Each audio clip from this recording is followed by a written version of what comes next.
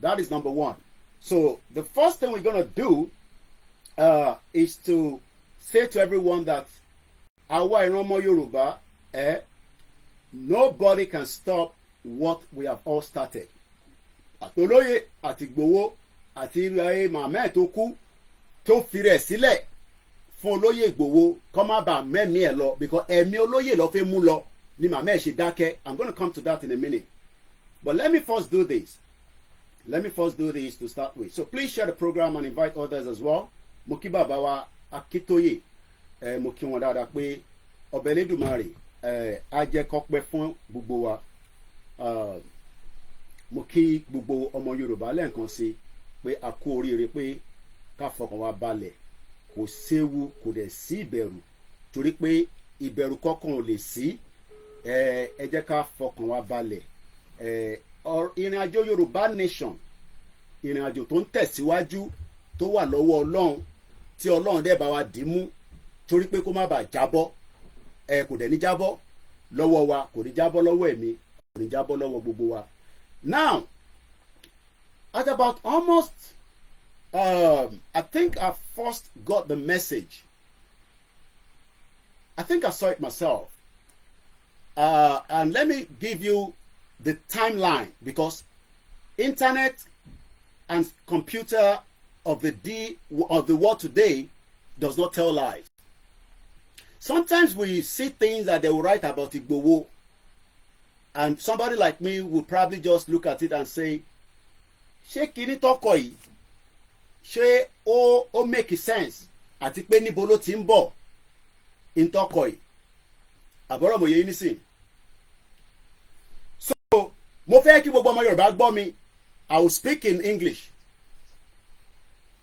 Okay?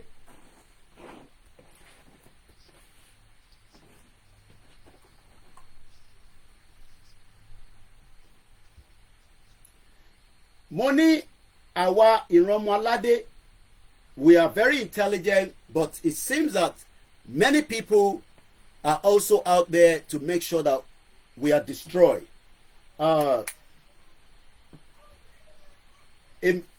Àbọ̀rọ̀ mo yé ní sè, Ìgbòho ṣá, irúmọlẹ̀ tó ń jẹ táìtáì, èmi náà mo tó bẹ́ẹ̀, torí pé iṣẹ́ tó gbélé mi lọ́wọ́, life olóyè Ìgbòho lẹ́ ń rí yẹn, life pẹ̀lú èmi àti ẹ̀. Mo ò fẹ́ kẹ́ búra kankan, kò ní ìgbà ń búra. Bó bá ṣe jẹ́ òun ni kẹ́ sọ fọ́mọ Yorùbá, kó tó di pé mi máa gbóhùn sílẹ̀, torí pé mo fẹ́ sọ̀rọ̀. Torí pé mo fẹ́ sọ̀rọ̀. Ẹ kọ́kọ́ bá wa béèrè pé kí ni in tó ń ṣẹlẹ̀, torí pé kò fẹ́ clear sáwọn kan. Èmi mọ̀ pé ó clear sí mi, àbáwọn kan sọ pé kò clear sí wọn. Mo mọ̀ pé busy gan. Ẹ gbóhùn sókè bàbá mi.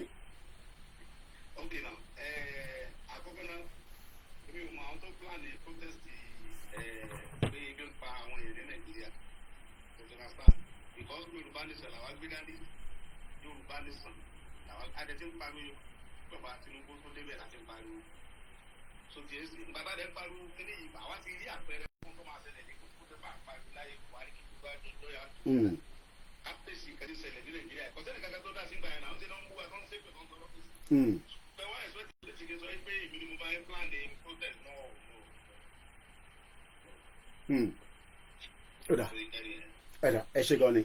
All right. Olóyè ní ṣe fẹ́ kóun jáde, kóun máa sọ pé òun lòun gbé protest jáde.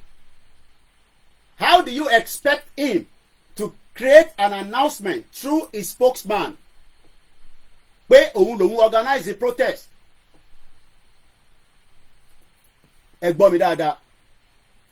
Báwo lẹ ṣe fẹ́ jẹ́ kó lóyè jáde kó wá confirm tí kò tẹ̀ mọ́ tó bọ́ ṣe bẹ̀rẹ̀? So at about 8:20 a.m. this morning, yes, at exactly 8:22, and there's a screenshot that I don't need to give you. When I saw the message, just as usual, I knew that they are already playing a lot of things out there. It is not new to people like us. We know what they can do because wọ́n need Olóyè Igboho to bring and calm àwọn Yorùbá tó fẹ́ protest, and they have every right to protest. Mo ti sọ yẹn even before Olóyè is speaking about it. Olóyè dẹ̀ ti sọ pé kò ń ṣe ebi ló ń pa wá. Ebi tó ń pa wá nísìn is to get the hell out of Nigeria now. Torí pé Nigeria fúnra rẹ̀ ó ti di wàhálà sí gbogbo wa lọ́rùn, including you, including me. Ó ti di wàhálà sí wa lọ́rùn. And these are the reason why some of us are saying that let us pull out today. But as usual, we will always have one or two people among us planted directly, indirectly, to try to bring as much problem in what we are trying to resolve. So let me say to the whole world, as usual, that whatever you read from the Vanguard newspaper that pull out that information, they did not tell you where it was referenced to, whether it was the spokesman, whether it was Igboho himself, whether it was Gani Alagbala that could also write on behalf of Igboho, whether it was Shola Kogbodoku, whether it was Baba Akintoye. All they wrote out is that Igboho said that this and that is what the bomb bastard Mayegun is running with. And he also said he has some evidence. We're waiting for that evidence. I am waiting for that evidence. I've given him 24 hours to release all the evidence that point that Igboho is a criminal, and Igboho is working for Tinubu, the criminal bomb bastard, a drug baron. But let's first deal with the issue one at a time, because what is playing out right now is a lot of things playing out. Yesterday, day before yesterday, if you have followed my broadcast, it will just be like Koiki ṣé oríran ni, ṣó mọ̀ pé nǹkan báyìí máa wáyé, ṣé o mọ̀ pé irú nǹkan báyìí ṣó máa wáyé, while you were coming out frequently and saying that if anybody wants to protest and they're telling us that people will burn places, I don't give a toss. So let me first tell you what Igboho said through his spokesman that has already gone in the public domain, and that is okay, there's no more noise, thank you so much. And this is the statement that we released on behalf of my boss, Dr. Chief Sunday Igboho, just about some few hours ago, and that is what you should work with. If anybody works with anything, it is just as you are being stupid, because we know that they have already played everything to stop the protest that is coming up on the 1st, which is the next couple of days. And nobody will stop whatever is going to happen. Not me, not Igboho, not Baba Akintoye. We cannot stop it because we did not plan it. We did not put it out. Those that put it out knows what they want. And this is the reason why I want everybody to listen to this press release, which is a disclaimer. And you've heard it directly from CSI himself. We don't need to be doing that, but because he loves us as much as we love him, he is one man that is ready to come out at any time. Whether we told him or we are not telling him, he will come out and he will say it the way it is. So gbogbo ẹ̀yin tẹ́ ń work pẹ̀lú Mayegun olórí burúkú máàlè Koiki ni mò ń jẹ́, ó lè respond sí mi, ó mọ̀ pọ́kùnrin làwọn méjèèjì. I will tell everybody that I know you more than you know yourself based on the period of the time that you approach me. Èmi ló approach before you can say you want to raise 40 million. Igboho has one of his accounts over 200 million plus nínú 5 accounts. Tinubu refused to release account today. Bí ṣe ń bá gbogbo ọmọ Yorùbá sọ̀rọ̀, President Bola Ahmed Tinubu ó ní òun ò ní release account yẹn. Ó ní ṣèbí Igboho ń rí owó ló fi ń ṣe Yorùbá nation. Tí kò bá rí owó fi ṣe Yorùbá nation mọ́, bóyá á succumb. And Igboho dẹ̀ sọ fún pé ọmọ ọkọ Yorùbá lòun. If you want, be like Buhari, keep the account. Tó bá yá, àkáǹtì yẹn tẹ́ bá fẹ́ gbé lọ òun òkúkú mọ́ wá sọ́run. So tí Máyégún bá wá ń jáde tó ń sọ pé òun raise 40 million lórí platform òun, yes ó raise platform yẹn because orúkọ olóyè ló fi raise ẹ̀. Bàbá ẹ̀ kò lè raise owó tó tó yẹn. You have been asking for money in the last couple of days. People cannot raise money for you, but ó lè raise it because ó lórúkọ olóyè. And it is me, Olayomi Koiki, and I know I did not record anything because I don't record anything, but mo mọ ijó tó wá bá mi. I have the date, and I told you that I will make it happen for you to get in touch with Igboho, but we come back to that in a minute because Olori Buruko Maleni. Now, the disclaimer goes like this, and I want us to listen carefully. The first thing is there's a disclaimer, and this disclaimer is coming from our team called Igboho. And this, and be very careful, those of you that are commenting, because I can pick your comment, and it should not ask stupid questions, because at the end of the day, we know where all this is going. We are not here to satisfy the Biafra. Neither are we here to satisfy the Hausa. We are here to satisfy the Yoruba that wants to pull out. We don't know the Igbo before the amalgamation. We don't know the Hausa. And nobody will tell Igboho at the appropriate time or when Igboho will move with the Yoruba Nation Self-Determination Rally, or as the time that will make their calling. So nobody's going to tell us that. Igboho and Babakitoye and the team that are playing out how we will pull out of Nigeria will decide that. But Igboho will come to Nigeria at any time. Mayegun will never go to Nigeria. I will be in Nigeria very soon. And if you think that Babayini Agbara come to Nigeria like Igboho has done. So let's first go straight into this program. Mo kí gbogbo alẹ́ nǹkan sí. Ọmọ àlè Yorùbá ni Mayegun. Mo mọ̀ dáadáa. Níwọ̀n bá díẹ̀ kó tó di pé a tẹ̀ bẹ̀rẹ̀ Yorùbá Nation. Mo mọ̀, ó mọ̀ mí. So ìyẹn ń ṣe new thing. But let's first go with the disclaimer. Chief Dr. Sunday Adeyemo Igboho is less concerned about the hunger protest propaganda. Ẹ gbọ́ mi dáadáa, is less concerned. Tó bá wù yín kẹ́ jáde, tó bá wù yín kẹ́ má jáde, ẹ̀yin lè bí ń pa. When we told you 3 years ago pé ebi kọ́ ni problem wa, ẹ jẹ́ ká pull out. Ẹni ẹ fẹ́ lọ dìbò fún Tinubu. So don't come and put that on Igboho now that ebi pa yín, ẹ wá fẹ́ kí Igboho wá lead yín. Ẹ lọ pé MC Olúọmọ, ẹ pé Koko Zaria, ẹ lọ pé àwọn tí Tinubu ń lò láti fi ṣe propaganda. Ẹ má wá gbé sí orí olóyè Igboho àti Koikimedia àti gbogbo àwọn ọmọ Yorùbá àti Yorùbá World Media àti YSDM. YSDM kan ló pè fún Yorùbá protest.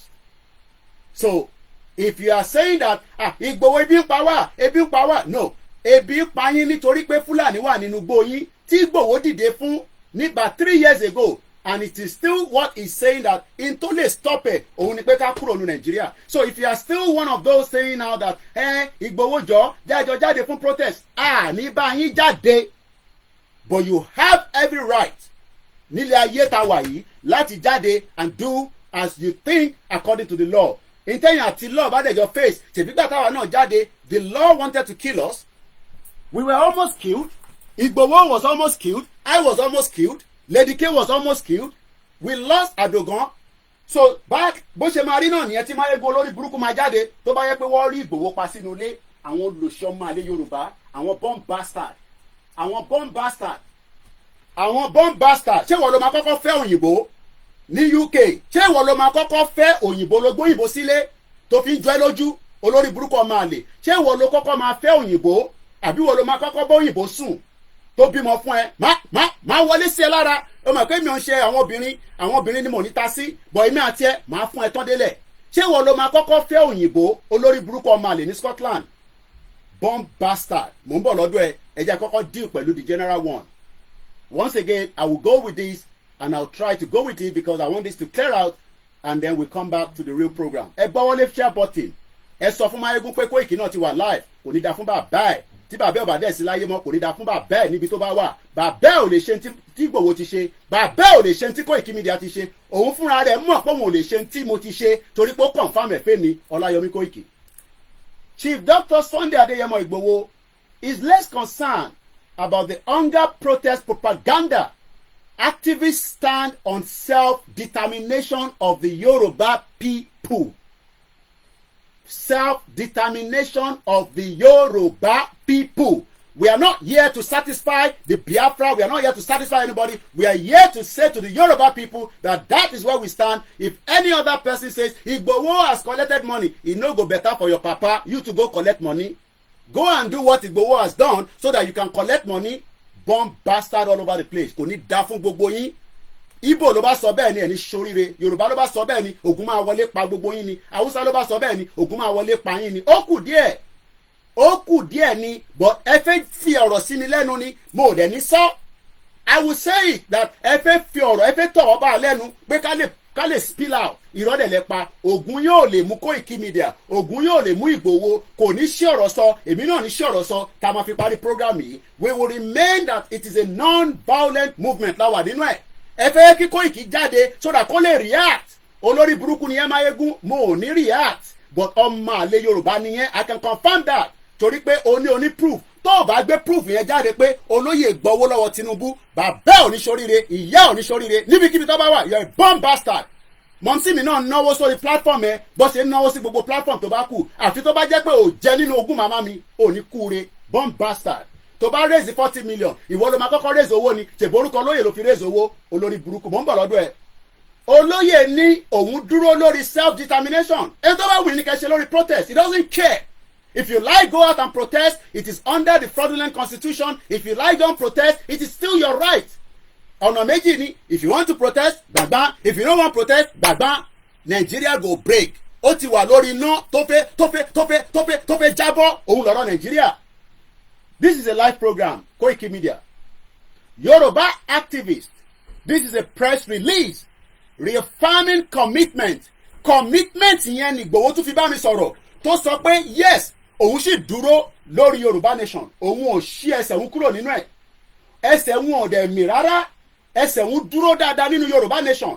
Ẹni tó bá wá ní ẹsẹ̀ Ìgbòho ò dúró lórí Yorùbá nation, kí bàbá ẹ̀ náà jáde kó wá bá wa ṣe díẹ̀ nínú ẹ̀, àbí kẹ́ pé Gani Adams tó bá jẹ́ pé òun ló máa tì í débẹ̀, bomb bastard all over the place, ẹ̀ ní kúure gbogbo yín. So where the propaganda is coming from, I don't need to know. Bóyá Tinubu ló ń play ẹni, Báyọ̀ Ọ̀nànúgà ni, bóyá Mayegun general ló ń play ẹni, kò ní dá fún gbogbo yín lẹ́yìn kankan.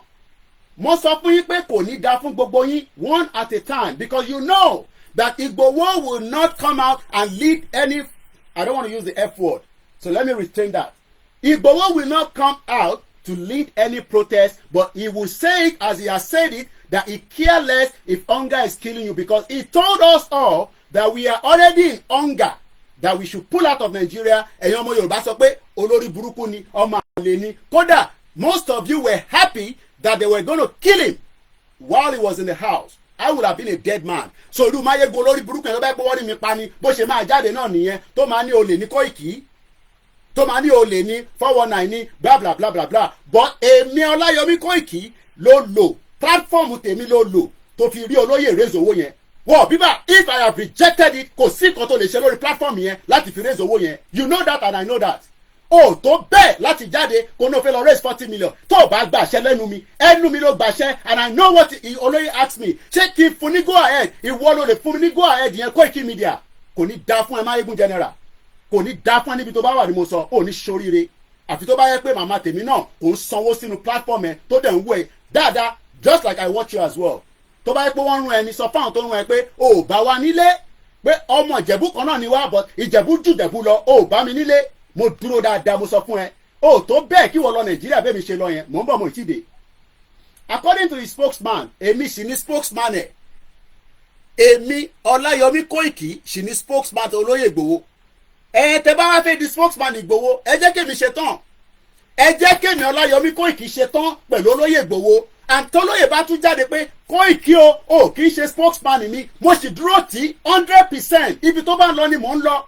Tó bá ti give order, I've told my wife I will leave this country and I'll be making my way down to Nigeria. Kò sẹ́ni tó lè dá wa dúró, but ó ní àwa kọ́ la pè fún protest. Ṣòwòrẹ́ ló pè fún protest, Peter Obi ló pè fún protest. Àtíkù, why are you adding Igboho's name to protest?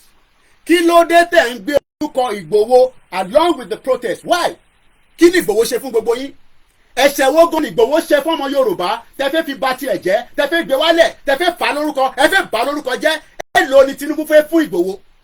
èèlò ló fẹ́ fún. That is the question I'm asking. tó wá ń sọ pé o ní evidence tó o bá gbé evidence yẹn jáde within 24 hours ó ní sórí rẹ níbikíbi tó bá wà. ṣé ìwọ ló máa kọ́kọ́ fẹ́ òyìnbó ni? ìwọ kọ́ ló máa kọ́kọ́ fẹ́ òyìnbó náà. ìwọ kọ́ ló máa kọ́kọ́ fẹ́ òyìnbó. èmi ò fẹ́ òyìnbó, ọmọ Yorùbá àtàtà ni mo fẹ́ tó dẹ̀ bímọ fún mi. adẹ̀sí ń retí ọmọ tó pọ̀ rẹpẹtẹ láṣẹ Èdùmàrè. mo kí gbogbo ọmọ Yorùbá ẹ gbọ́ wọlé share button. So according to the spokesman Olayomi Koiki, Igboho is not concerned to the planned protest set to begin on August 1st. Igboho is not concerned, is not connected rather. He is not connected to the planned protest that is set to begin on August 1st, 2024. Àwọn wòlíì sọ pé wàhálà ń bọ̀ ní Nàìjíríà.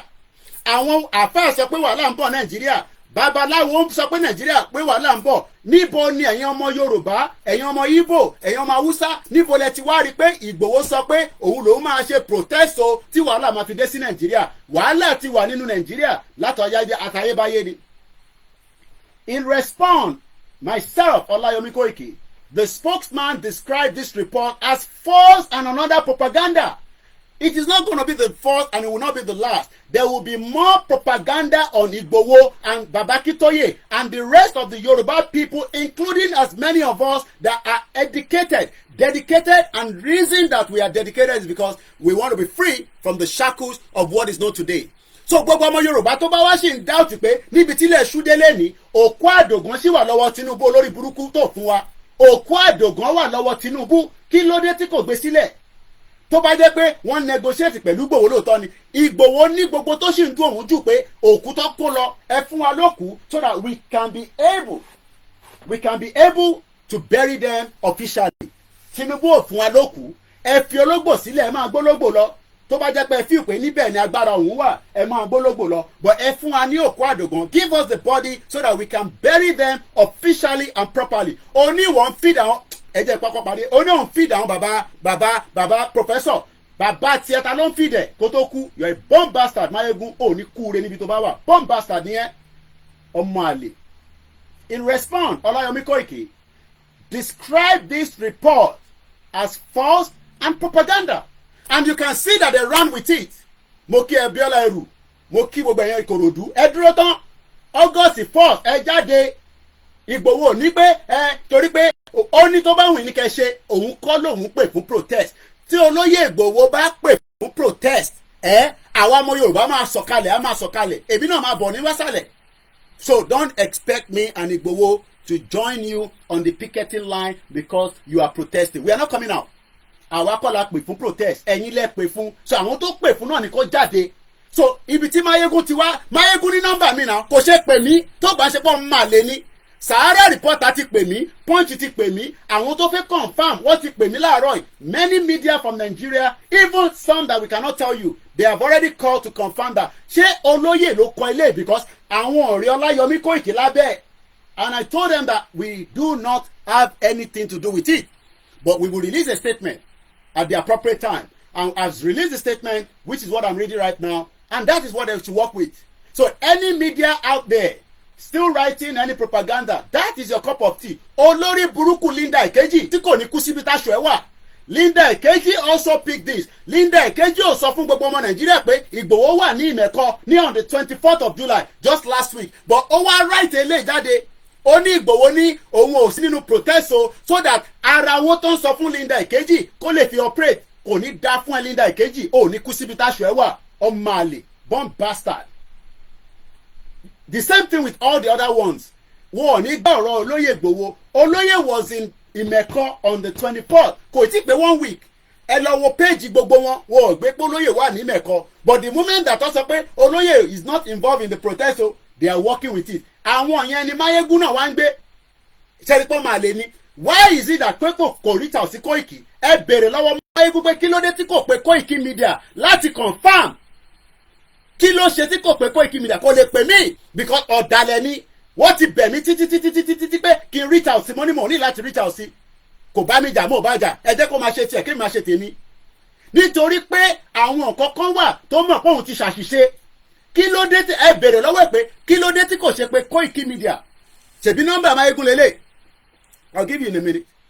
Ó ní nọ́mbà mi náà Mayegun has my direct number kò ń ṣe pé kò ní nọ́mbà mi but he will not call because bí àwọn ọ̀dàlẹ̀ ṣe máa ń ṣe nìyẹn.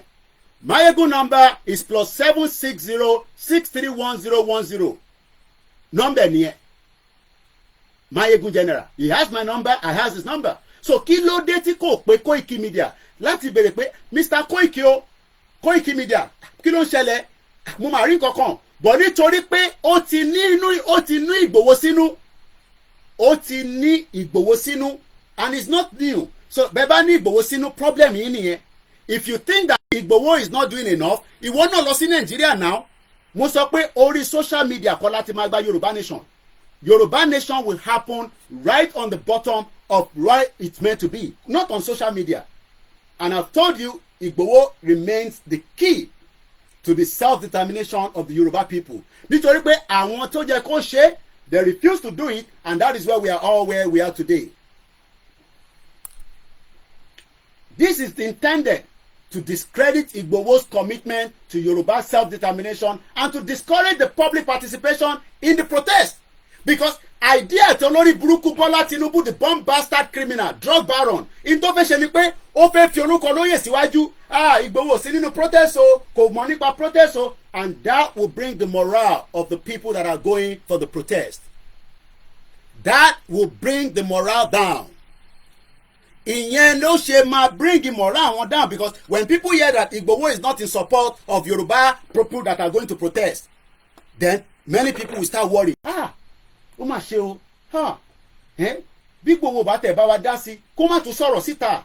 And that is exactly what they wanted to do. The protest is planned for how many days from now? Èní ni 30, ọ̀la ni 31, ìjọ wo ni 1st. So we are talking about less than 72 hours to a massive protest that people have planned. Those that are planning, people are prepared for it, yet they want to destabilize that protest. And they would want to use Igboho's name because orúkọ Igboho gangan òun ló ń jáwó ní gbogbo ayé nísìn. Kódà mo lè prove ẹ̀ fún yín pé more than 10 people, àwọn kan ti gbàwé wọ̀ tí gbàwé, I don't know, but I can tell you that 10 people around the world, I will not tell you the location, but I know that there are some in UK, I think there's one in France. Wọ́n ti fi orúkọ lóyè láti fi apply pé àwọn fẹ́ gba ìwé ní America ní UK. Ẹni mo parọ́ mọ́ àwọn yẹn, evidence wà. Wọ́n lo orúkọ lóyè Igboho pé àwọn wà involved nínú pé wọ́n wá àtakò lóyè sínú ilé. I am telling you today, that is the value of Olóyè Igboho. Kódà ìkan bẹ̀ wá títí anibọ̀, you are not part of the Yoruba nation. Kódà ìkan ti kúrò ní Nàìjíríà before kí gbogbo wàhálà tó bẹ̀rẹ̀. Ó ṣàfẹ́ irun gbogbo ẹ̀ mọ́, and we refuse. But no, it's not possible. Tí bá dẹ̀ parọ́, we will tell you when my book comes out in the near future. We are documenting everything, and in the near future, you will release all that for the public domain. So if Igboho's name is now being dragged into a protest, I am telling you that orúkọ Igboho ti wà nínú gbogbo home office àti ẹ̀yin tẹ́ wà l'America immigration. The name Igboho is already trending in the immigration of France, America, Canada. Ìlú mẹ́rin yẹn, I can tell you that people have used Olóyè Igboho's name towards this movement. So kí lẹ wá ń sọ? Àwa ta ní olóyè gan sef, àwa gan tẹ̀ tí ìjọ tí kan tẹ̀ pè mí tó sọ fún mi pé òun fi orúkọ lóyè, òun fi ń tòwé. Mo ní kí ló mean by that? Kí ló mean pé òun forúkọ lóyè fi ń tòwé? How? Báwo? Ó ní kí ni kọ́? Oh no! Let me just leave it like that. So what I'm trying to explain to us is that what we are dealing with right now is bigger than them. In time, deal lọ́wọ́lọ́wọ́ nísìn, it is far bigger than them, and they are ready to scuttle it, they are ready to destroy it, and they care less. One of them is Mayegun. So tó bá rò pé òun lè fi orúkọ lóyè, òun lè taníṣẹ̀, ẹ sọ fún pé èmi Ọláyọmí Kóìkì sọ fún pé mo fún ní 24 hours, and I need evidence. I don't need a side talk. I don't need a beer talk. I need those evidence in a black and white that Olóyè Igboho was given 1 billion naira by Tinubu to stop Yoruba nation or to not involve himself in the protest. Olóyè tó pa sínú tó pààyàn sínú ilé ẹ̀. Olóyè tó ní àkáǹtì tó tì pa tí kò rówó gbà. Àbí ó dẹ̀ pé orí yín ò pé ẹ̀yin tẹ́ ẹ máa ń sọ̀rọ̀ bẹ́ẹ̀ yẹn. And one thing is because it is all part of the propaganda. It is all part of the propaganda. And when they are playing that propaganda, it is because wọ́n mọ̀ dájú. Ẹ má bínú, bear with me. Wọ́n mọ̀ dájú pé Olóyè still remain the only hope tí àwa ọmọ Yorùbá ta gbọ́kànlé àti Ọlọ́run Elédùmarè tó dá wọ́n mọ̀ bẹ́ẹ̀ wọ́n mọ̀ dájú pé Olóyè Igboho is our hope. So when they come out and say, hey Olóyè àti get the fact o àti rí àṣírí o àṣírí kọ̀kọ̀ Máyégún náà ti ní àṣírí Máyégún náà ti ní àṣírí bomb bastard ó náà ti ní àṣírí kò ń ṣẹjọ́ gbogbo yín ṣèbí nǹkan tá a gbé dání lẹ fi ń wanu sí Olóyè Igboho but Olóyè máa ń wo gbogbo yín pé kí ló ń ṣe yín because when he called me the first thing he asked is kí ló ń ṣe Máyégún kí ló ń ṣe ganan kí ló ń ṣe Máyégún ẹ bèrè lọ́wọ́ pé kí ló ń ṣe kí ló fẹ́ ṣé ìyá ń jẹ́ ni ṣèbó ti níwèé ṣèbóhùn ti níwèé bóhùn gbádùn ní Scotland jẹ́ kí Olóyè lè bá wọn tí wọ́n níwèé tí wọ́n lè wá sí London tí wọ́n lè lọ sí Scotland jẹ́ kí Olóyè bá wọn sọ́ọ̀tẹ̀ ọ̀rọ̀ Yorùbá nation irọ́ kò fẹ́ yẹn torí pé ara ń ta gbogbo wọn ara ń ta gbogbo wọn and that is exactly what you need to understand. I am not here because I am a spokesperson for Olóyè Igboho. I went to Nigeria to prove that Olóyè was truly involved in this movement. Ìyẹn mo ṣe lọ sí Nigeria.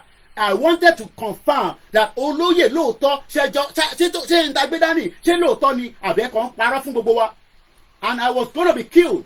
So tó bá yẹ pé wọ́n ti pè mí náà bó lórí burúkú Máyégún bó ṣe máa jáde náà nìyẹn tó máa sọ̀rọ̀ oríṣiríṣi tó bá yẹ pé wọ́n ti pa mí ní 1st of July bó ṣe máa jáde náà nìyẹn torí pé ó fẹ́ satisfy àwọn wo ló fẹ́ satisfy ẹ bèrè lọ́wọ́ Máyégún pé àwọn wo ló fẹ́ satisfy tó fi ń jáde pé òun ní àwọn evidence òun láwọn evidence ìwọ ló máa kọ́kọ́ gbówó fólóyè ni ìwọ kọ́ ló máa kọ́kọ́ fólóyè lówó náà ìyẹn ṣe big deal o bá raise 100 million ìyẹn ṣe big deal and we are not going to give you the money back owó tó bá raise ṣé owó tó raise yẹn ò ná nínú ẹ̀ jáde kó fi ògùn búra pé owó tó kó fún ẹ ò ná nínú ẹ̀ personally for your own personal use nítorí èmi sọ pé owó tẹ̀ fẹ́ mi èmi ń lò nínú ẹ̀ ibi tí yàn bá ti ń ṣe nìyàn ti ń jẹ ẹni kí Máyégún jáde kó wá fi ògùn búra pé gbogbo owó tó raise fún kò ná nínú ẹ̀ rárá ẹ sọ fún pé kó jáde kó fi ògùn búra pé òun ò ná nínú owó tí wọ́n fún un láti lò fún personal use tó jáde tó sọ pé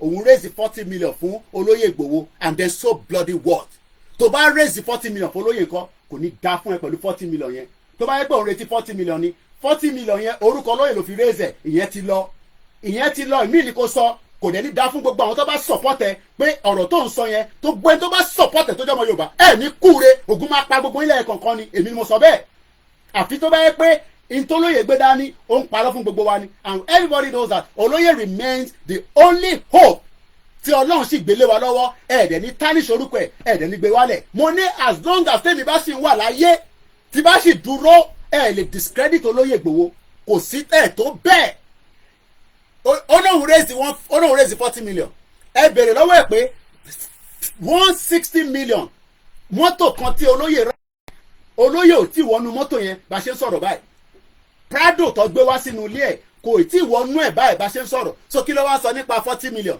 kò ní da fún ẹ Máyégún general tó ń pè ní Bádéró ò ní ṣoríire olórí burúkú ọmọ àlè ní ẹ mo sọ fún ẹ pé màá respond sí ẹ tí bá délé torí pé ìta ni mo wà nígbà tí wọ́n sọ fún mi pé wọ́n ní o ti sọ̀rọ̀ o ní evidence bàbá ò ní ṣoríire tó o bá gbé evidence jáde mo sọ bẹ́ẹ̀ I need that evidence in 24 hours kò ń ṣe pé kò wá sọ̀rọ̀ ọ̀rọ̀ kan ni mo fẹ́ evidence pé Olóyè Igboho wọ́n kẹ́ ẹ níbi tó ti ń gbowó fún ẹ tó yẹ pé ìwọ ló gbà á àbí wọ́n send ẹ̀ sákàǹtẹ̀ bomb bastard èyí olórí burúkú ọmọ àlè Yorùbá káàkiri gbogbo àgbáyé ìyẹn mo ṣe ń sọ fẹ́yìntẹ́ wà nílé tẹ bá rú ọ̀pá àwọn tó wà labroad gbogbo wọn lórí wọn pé they are bomb bastard olórí burúkú ló pọ̀ jù nínú wọn but majority ọmọ Yorùbá tó wà labroad wọ́n ní ara ń ní àwọn bí àṣẹ ń jẹ̀yìn ìyẹn lọ́ ṣe ń ṣe pé kí ni àwọn máa dúró ti Olóyè títí ẹjọ́ máa délẹ̀ lérí ó dẹ̀ náà wọn ò fẹ́ jẹ́ nǹkan kan ó náà I'm not interested I am not interested to become anything ẹ sọ fún Máyégún pé mo ti ń fún lésì ẹ̀ níbí ìgbà pé 24 hours ni mo fún tó bá jáde ṣé ìwọ ló máa kọ́kọ́ fẹ́ òyìnbó ni àìmọye àwọn cousin wa àìmọye àwọn ọ̀rẹ́ wa tó fẹ́ òyìnbó tó dẹ̀ ń ṣe dáadáa so má wàá gbé yẹn wá pé torí o fẹ́ òyìnbó òun fẹ́ máa fi yẹn àṣàkẹ́ kan àbẹ̀kẹ́ kan má fi yẹn fi bò wá lójú àwọn tó fẹ́ òyìnbó tó jẹ́ ọmọ Yorùbá tó dẹ̀ pé àwọn òyìnbó wọn tó yẹ pé wọ́n ń ṣe dáadáa pẹ̀lú wọn títí di bá ṣe sọ̀rọ̀ yìí so ẹ̀yin tẹ́ wà nílé ẹ wà very careful ara àwọn ọmọ àlè Yorùbá nìyẹn èmi mo sọ bẹ́ẹ̀ torí pé kí nìyẹn ṣe lè jáde tó ní nọ́mbà Koiki lọ́wọ́ UK lájọ́ ń gbé àwọn tó wà ní Nàìjíríà wọ́n ti pè mí pé Mr. Koiki we want to confirm ṣé lọ́dọ̀ yín ni press statement yìí ti jáde, and the first thing I told them is my name on it? Is my name on it? Wọ́n ní no. Yeah? Yes. Wọ́n ní my name is not on it. Nígbà tó orúkọ mọ̀ sí níbẹ̀, so báwo la ṣe máa sọ pé àwa la kọ́? Ìyẹn ni Máyégún kà lórí show ẹ̀ nísìn, ṣẹ́ni pé lórí burúkú ni. Ìyẹn ni Máyégún kà. And you wonder, that's why I say that I am a journalist. Journalist kan ni Máyégún, kò ń ṣe journalist, and he knows that. I now understand why. I'll leave that for now. Mumbo. OLAYOMI Koiki emphasized that Igboho's position remains unchanged. He supports the quest for Yoruba freedom. He referred to a letter sent to Nigerian President Bola Ahmed Tinubu on the 17th of April 2024, which called for negotiation regarding the Yoruba peaceful exit. A kọ lẹ́tà sí olórí burúkú Tinubu. Ẹ̀yin wá ń bẹ̀bẹ̀ fún Tinubu nísìn. So Tinubu wá fẹ́ lo propaganda. Ó fẹ́ lo propaganda Olóyè Ìgbòho against àwọn tó fẹ́ jáde tó fẹ́ lọ protest. What does that? Kí ni ẹni ṣe pẹ̀lú àwa? We don't care. Because at the end of the day, we told Tinubu that the only option that can save you is not to go and contest. And I'm not going to go into all the details. Efe Soros, Efe Tawabo Milenuni. I am not going to come out and give you all the details. So if Máyégún is thinking that, Koiki máa jáde, ọ̀bẹ́wọn kan ní Koiki máa jáde, ó máa wá spill out. You are all bomb bastards. Ọmọkùnrin gidi ni mí, mo sọ fún yín pé èmi náà ọkùnrin ni mí. So if you are thinking that I'm going to come and no, I am just saying to Máyégún that I give him 24 hours.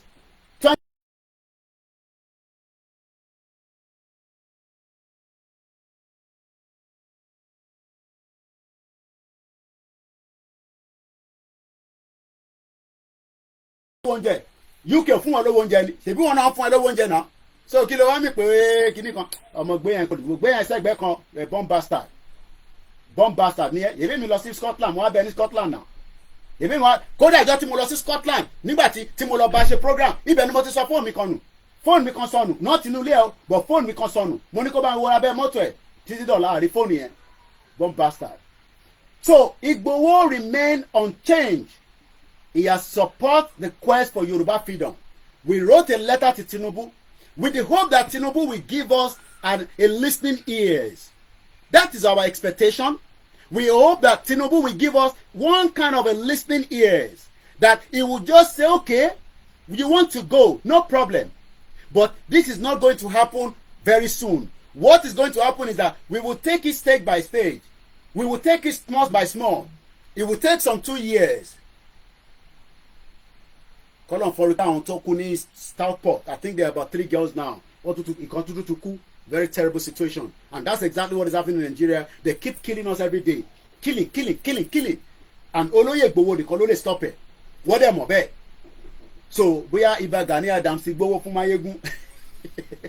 Pé kó lọ attack Olóyè Ìgbòho pẹ̀lú àwọn evidence tẹ́tẹ́ ń kọ́bọ̀ tó náà wọlé lọ́wọ́. Ẹni kó jáde kó fún evidence. Bomb bastard. Now, as we know, on the July 25th, 2024, which is just last week Thursday, Koda, I was still having a program here on the 24th. I did not mention throughout the program, not that I did not know, I did not mention throughout the program that Olóyè Ìgbòho was going to be in Ogun State the next day. Because if I have come out to say it, maybe people would have been saying, are you sure? Or they might think that it's for one reason or the other. We wrap it up, and kudos to everyone from Ifelodun, Apapo, and many other groups that rally quickly. Koda àwọn kan raise 1.4 million within 12 hours. 1.4 million people were raising money, and only 10 naira, only 5 naira, only 500 naira, and people mobilized from all the states to go and meet Igboho at Imeko. Dàpọ̀ Abíọ́dún pè ahead because ó ti gbọ́ int pé Igboho bọ̀ nínú state. Ó pe kábíyèsí mo kí kábíyèsí wa dáadáa mo kí kábíyèsí ìlú Ìmẹ̀kọ bàbá wa ọba Benjamin Olanit the Onímẹ̀kọ of Ìmẹ̀kọ ẹ ṣé gan ni bàbá tó dúró ti Ìgbòho. And let me say it again and again, Bola Tinubu has no hand in the release of Igboho in Benin Republic. Igboho's mother sacrificed herself for Igboho to be released. Ní ṣoríire gbogbo yín ní kúre wọ́n fẹ́ pa Ìgbòho ni màmá ẹ̀ fi ara ẹ̀ sílẹ̀ pé kó kàkàkẹ́ pọ́nmọ́ òun á máa lọ. So if anybody is telling you that Tinubu release Igboho, you are all born bastard látòkèdélẹ̀ ẹ̀ ní sóríire. Born bastard ní gbogbo yín. Èèyàn màmá ẹ̀ kú látara pé ó fẹ́ Yorùbá nation.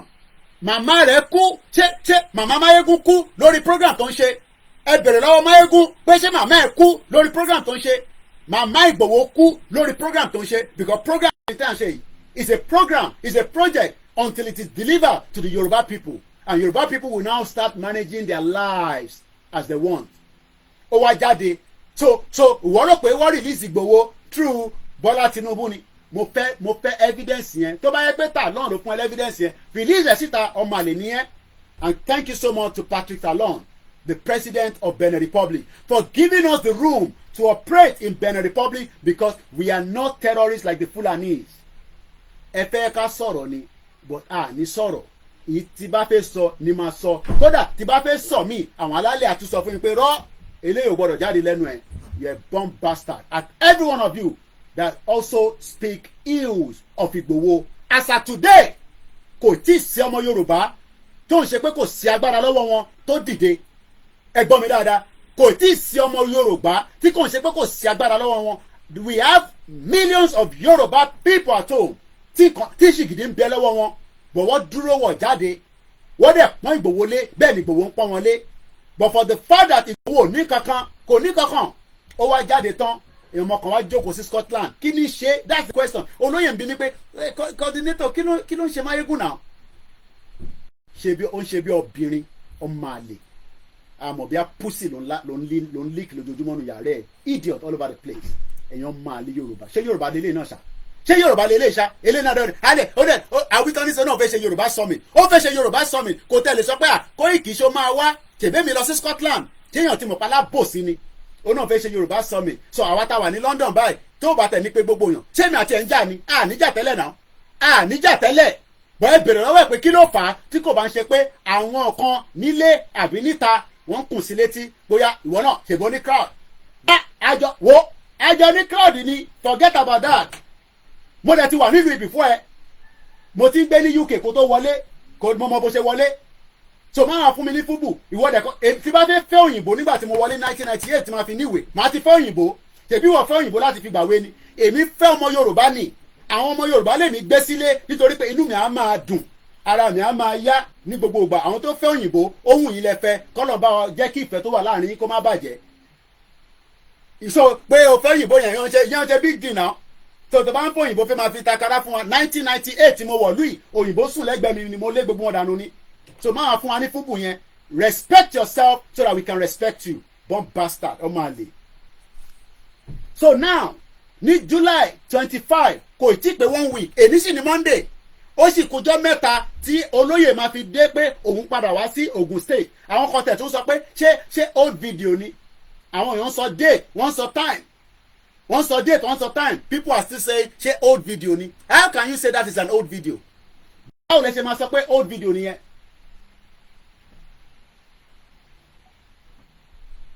Ṣé báwo lẹ ṣe máa sọ pé old video? Because wọ́n expect pé olóyè lè wọlé. Wọ́n mọ̀ pé olóyè ní right láti wọ Nàìjíríà. Àwọn balẹ̀ Yorùbá tí mo tún máa dárúkọ gbogbo wọn nísìn. Wọ́n ní gbogbo ìgbà tó lóyè bá fẹ́ wọlé, ó ní every right. À ń ṣe àpọ́nlé ni.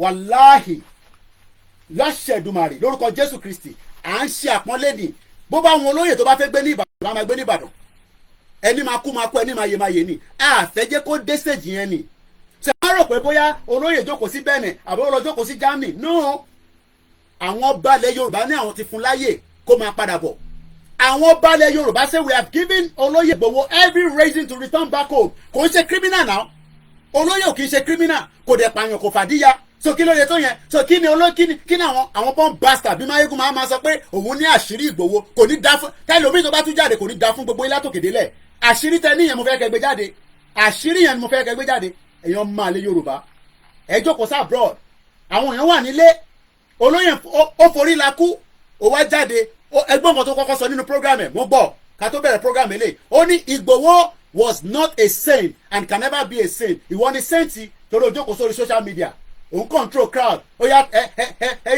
ẹ bá wa ó yá give us kí ló máa ń sani ó yá give us your gift kọlọ thumbs up olóyè ò ní láti thumbs up tí bá tún pè ní sàtúgbé kọlù mi olóyè ò ní di any thumbs up from anybody kò ní láti wà lórí social media ibi tó lóyè láti wà ní ilẹ̀ Yorùbá tẹ́wọ́ ní di service ẹ̀ tí wọ́n bá mọ̀ pọ̀ ọmọ kan nìyẹn ni padà sí Jẹ̀bú náà kó wá lọ ṣe tó ń ṣe níbẹ̀ olóyè náà òun bọ̀ nílé ó wá sílé wá sìnkú yẹ ó tún lóun máa padà wá ó lóun máa wá kí bàbá wa ọba dáadáa lára àwọn ọba ilẹ̀ Yorùbá ní ìlú Ìmẹ̀kọ ọba Benjamin Ọlánìtẹ̀ the Onímẹ̀kọ of Ìmẹ̀kọ in Ogun State during this visit níbẹ̀ ní oríṣiríṣi àwọn èèyàn tó ń mix ọ̀rọ̀ tó lóye sọ during this visit olóyè tó sọ pé his advocacy is to be gbogbo alárí fídíò yẹn now everybody saw the video. Everybody saw the video that Igboho said it again and again that Yoruba nation lòun dúró lé lórí. So níbo ni Mayegun ti wá rí ọ̀rọ̀ protest? Níbo ni Vanguard olórí burúkú tí wọ́n ní kúre? Gbogbo ẹni tẹ kwátíkù yẹn ẹ̀ ní kúre ogun máa wọlé pààyàn lẹ́ẹ̀kọ̀ọ̀kan ni. One bastard. Níbo ni Mayegun ti wá rí evidence pé olóyè sọ bẹ́ẹ̀ even when he was still in because alábòsí ni kò tó bá ń ṣe alábòsí ni kí ló dé tí kò reach out sẹ́mi Koiki? I am still here èmi ò tí ì lọ sí Nàìjíríà kí ló dé tí kò pè mí Koiki ọmọ kí ló ń ṣẹlẹ̀ kó tẹ̀ pè mí kó tẹ̀ fi dápara ọmọ àbẹ ti gbowó ni kí ló ń ṣẹlẹ̀ fẹ́mi náà níbẹ̀ kí ló ń ṣẹlẹ̀ náà Koiki mo rí article kan nísìnyí kí ló ń ṣe what's going on I saw an article now what is going on explain to me now kó tẹ̀ sọ bẹ́ẹ̀ káfi ṣàwàdà pé ọkùnrin làwọn méjèèjì ó wá decide pé náà òun ò ní ṣe yẹn òun á wá lọ release broadcast so tó bá wá release broadcast ẹni sìn àwọn ọmọ Yorùbá máa sunkún ó ní kúure you are a bomb bastard so ló pa àwọn ọmọ Yorùbá máa sunkún ni pé Mayegun ti jáde o kí ló máa sọ o Koiki kí ló ń ṣẹlẹ̀ ẹ̀yin ìyá mi ẹ fọkàn balẹ̀ ni mo sọ fún yín mo ní nínú ìrìn àjò yìí èmi àti Igboho a máa gbé yín délẹ̀ lérí pẹ̀lú bàbá Akíntóyè láṣẹ Èdùmàrè mo confirm yẹn fún yín ìtò bá máa fà ló máa fà ní ìtàn fà lọ yìí ìtò bá máa fà ló máa fà èmi sọ bẹ́ẹ̀ British mọ̀ mí dáadáa mo ní sọ̀rọ̀ yẹn délẹ̀ wọ́n mọ̀ mí dáadáa kò ń ṣe tá a máa sọ pé wọ́n mọ̀ mí wọ́n mọ̀ pé tá à ń fà yìí wọ́n mọ̀ pé à ń fọgbọ́n fà ni wọ́n mọ̀ pé bí ta fẹ́ lọ gangan àìsí débẹ̀ but nobody will push Igboho will ready Baba Akíntóyè will be ready and they will tell every media nígbà tó bá ní ká lọ jáde ká lọ sọ̀rọ̀ for now mo sọ pé àní sọ anything mo kí olólùfẹ́ mi mo kí àwọn ìyàwó mi ìyàwó mi wò mí báyìí nísìn a máa wò pé ó ṣe wá jẹ́rú ọjọ́ báyìí ó rí bẹ́ẹ̀ ni mo ti pẹ́ tẹ́lẹ̀ ó ní bẹ́ẹ̀ ni olórí burúkọ máa lè ní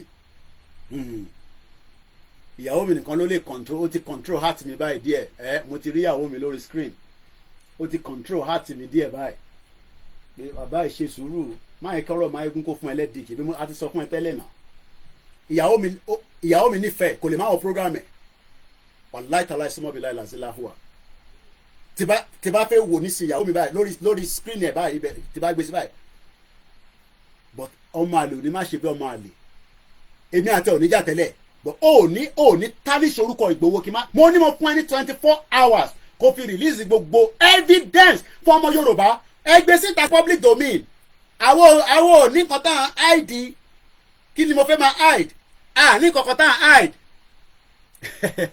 wọ́n ní ìyàwó Mr. Koiki let's free our mind today o ẹ jẹ́ ká ṣe sùúrù mo máa ṣí phone line fún yẹn yín náà máa sọ ti yín ẹ jẹ́ kí n gbé délẹ̀ náà so ní last week ẹ má bínú pé I'm trying to speak in Yoruba and English but I will still read this straight away without any interruption again mo kàn fẹ́ kẹ́ get the grasp of it so Igboho was planning to go to Imeko and he flew back from Germany I can tell you that kò sí nílé ó ṣe travel dé ni èmi àti ìyàwó ẹ̀ àtàwọn ọmọ ẹ̀ Ọlọ́run bless èmi náà pẹ̀lú ẹ̀ ni àtàwọn méjì mẹ́la tán tó bá fẹ́ gbéra mo mọ ibi tó fẹ́ lè lọ but ní láti máa jáde Ìgbòho ti yàgbẹ́ síbẹ̀ yẹn o but when he was going to Imeko we decided to not come to the public a fẹ́ jẹ́ káwọn public mọ̀ pé olóyè wà ní Imeko kódà ẹlòmíì gan ṣe kó wà shock pé Koiki kí ló ń ṣẹlẹ̀ àwọn team mi they started travelling overnight ọlọ́ba ń dúró ti gbogbo ẹ̀yàn ọmọ Koiki ẹ dúró dáadáa mo sọ fún yín pé ẹ ní ọ̀gá tó dúró mo ń bọ̀ wá darapọ̀ mọ́ yín journalist ò ń ṣe tó máa sá fógun, journalist máa ń wọnú ogun lọ ni.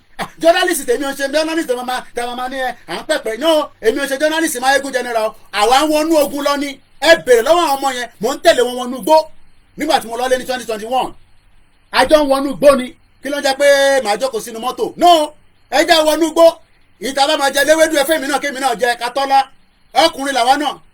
Mo dúró, ó gbẹ̀yìn ọmọ yẹn dúró dá, ẹ má jẹ́ kí ìrẹ̀wẹ̀sì kankan kó sí yín lára. Mo dẹ̀ mọ̀ pé ìrẹ̀wẹ̀sì ò lè kó, ṣe bẹ́ẹ̀ ṣe olóyè ní last week, kò tí pé 1 week náà.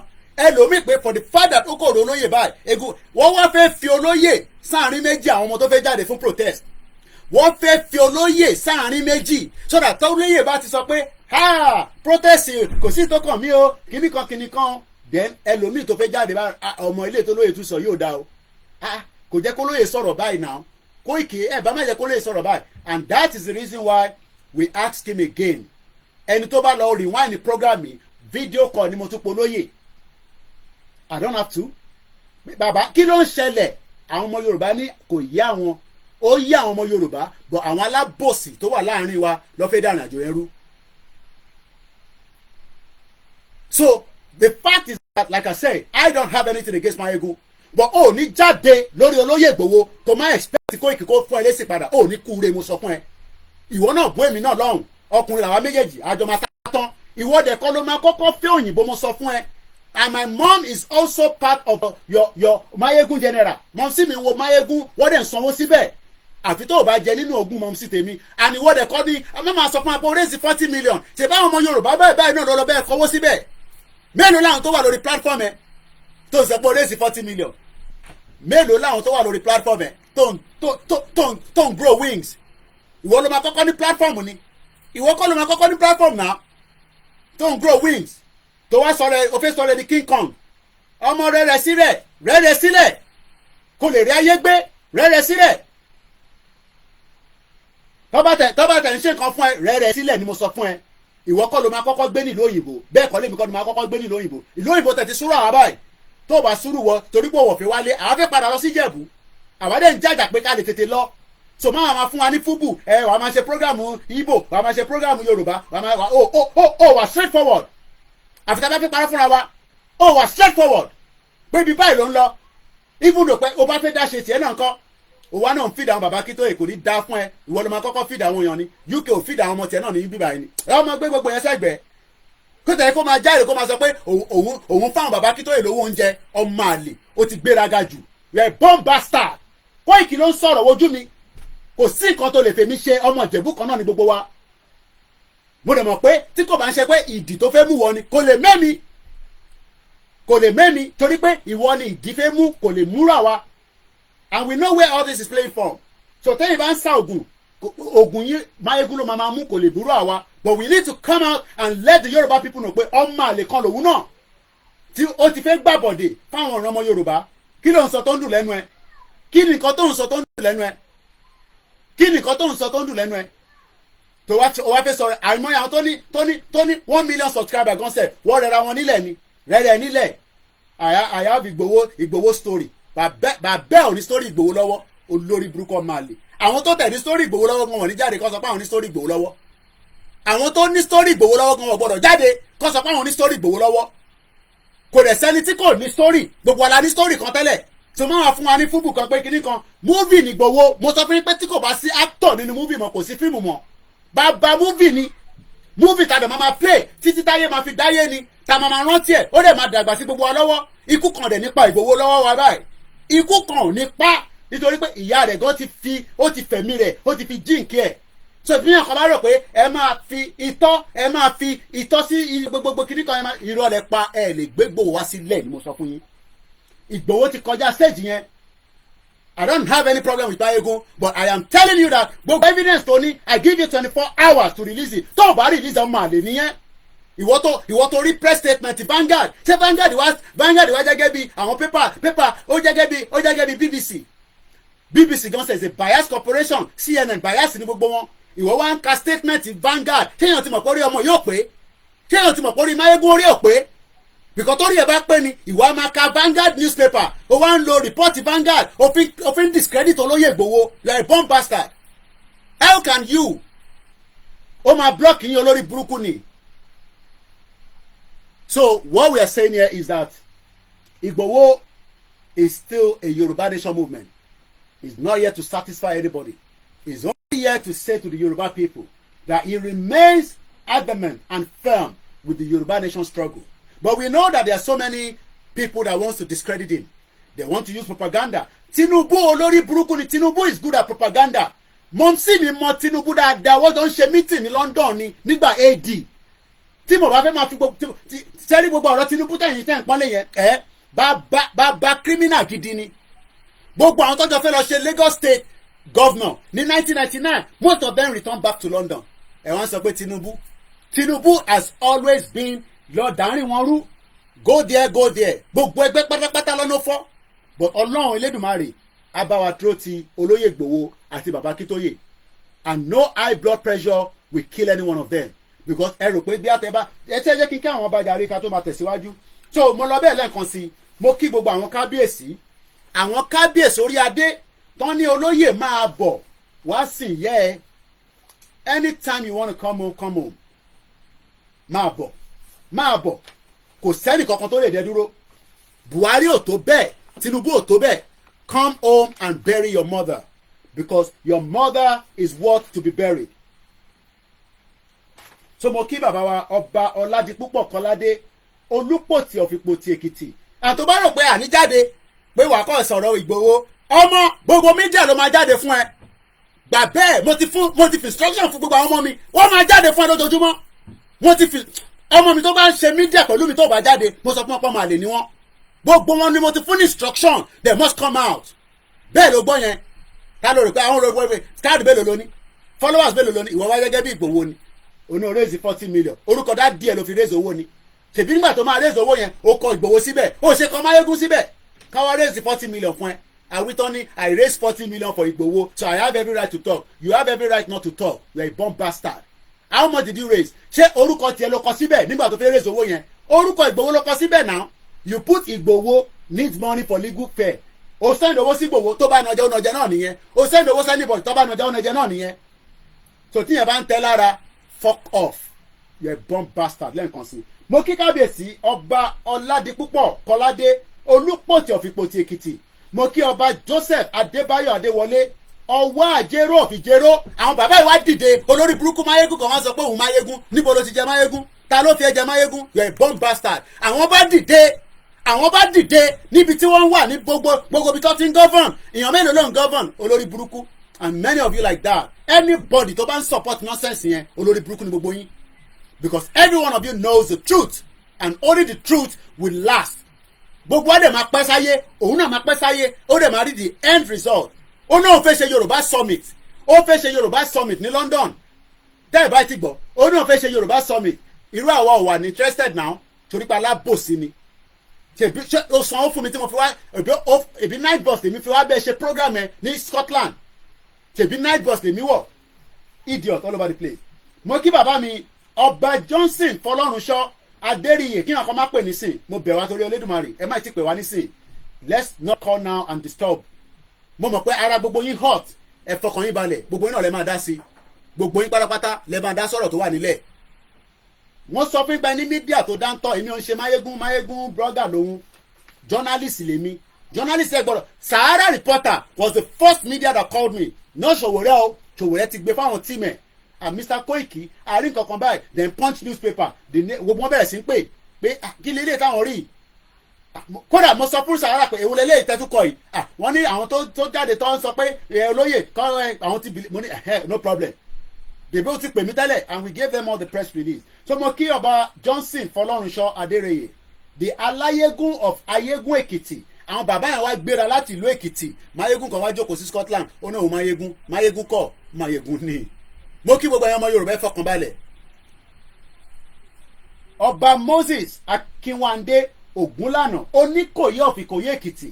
Imagine 1, 2, 3, 4, 5 royal fathers presented themselves to Igboho on the day he was doing the ceremony of his late mother. Do you understand what that means? Àwọn orí adé gbéra. Kódà bàbá mi, bàbá dáadáa, bàbá alálùbáríkà, the Ọọ̀ni of Ifẹ̀, ó pe Ìgbòho. Ó náà fẹ́ gbóhùn Ìgbòho, àríbí bá Gani Adam bó ṣe ń gbọ̀ndí káre ọ̀balẹ̀ lórí ṣíà. ìwọ wá jókòó sí Scotland ṣé kábíyèsí mú ẹni ṣé kábíyèsí mú ẹni ta ló mú ẹ kábíyèsí pé olóyè Ìgbòho and I don't have to mo sọ pé ó fẹ́ fọ̀rọ̀ sí wa lẹ́nu ni and I don't have to go into all the details all the nitty gritty kò necessary because gbogbo ohun tó ń lọ l'Amẹ́ríkà ó wà classified mo kí gbogbo ilé lẹ́ǹkan sí gbogbo yín náà lẹ́ máa dá sí ẹ fún mi ní time díẹ̀ sí mo kí bàbá mi bàbá tó gba gbogbo alálejò ní ìlú Ìgbòho ibẹ̀ lọ sí àwọn ọba ilẹ̀ Yorùbá bíi 5 kan sí àwọn ọba ilẹ̀ Yorùbá tó ń pè ní Aláàfin ìlú Ìgbòho lọ sí wọ́n sí and we are happy that when everybody travel to Ìgbòho ààrẹ accident ẹrù pójú lásán ni wọ́n ti bẹ àwọn onílẹ̀ ní pé àwọn tó ń bọ̀ nílùú wa yìí ká má rí ogun gbàmígbàmí ká má rí ogun gbẹ̀gbẹ̀gbẹ̀ wọ́n ti ṣe gbogbo ètùtù tó yẹ kán ṣe wọ́n ti bẹ the gods of the Yoruba land and nobody can come out and say that wọ́n jíyàn kan gbé àbí yàn kan l'accident throughout that period kódà àwọn tí mọ́tò wọn ṣe pákálá báyìí kódà wọ́n survive ẹ̀ kò sẹ́ni kankan tó farapa and we continue to give thanks to the gods of the Yoruba land. mo ní ẹ fọkànbalẹ̀ Koiki lu mi èmi ò ń ṣe máyégún Koiki lẹ ń gbọ́ lọ́wọ́lọ́wọ́ Yorùbá nation sì dúró tó bá wọn anybody kó jáde fún protest and I will continue with that in a minute.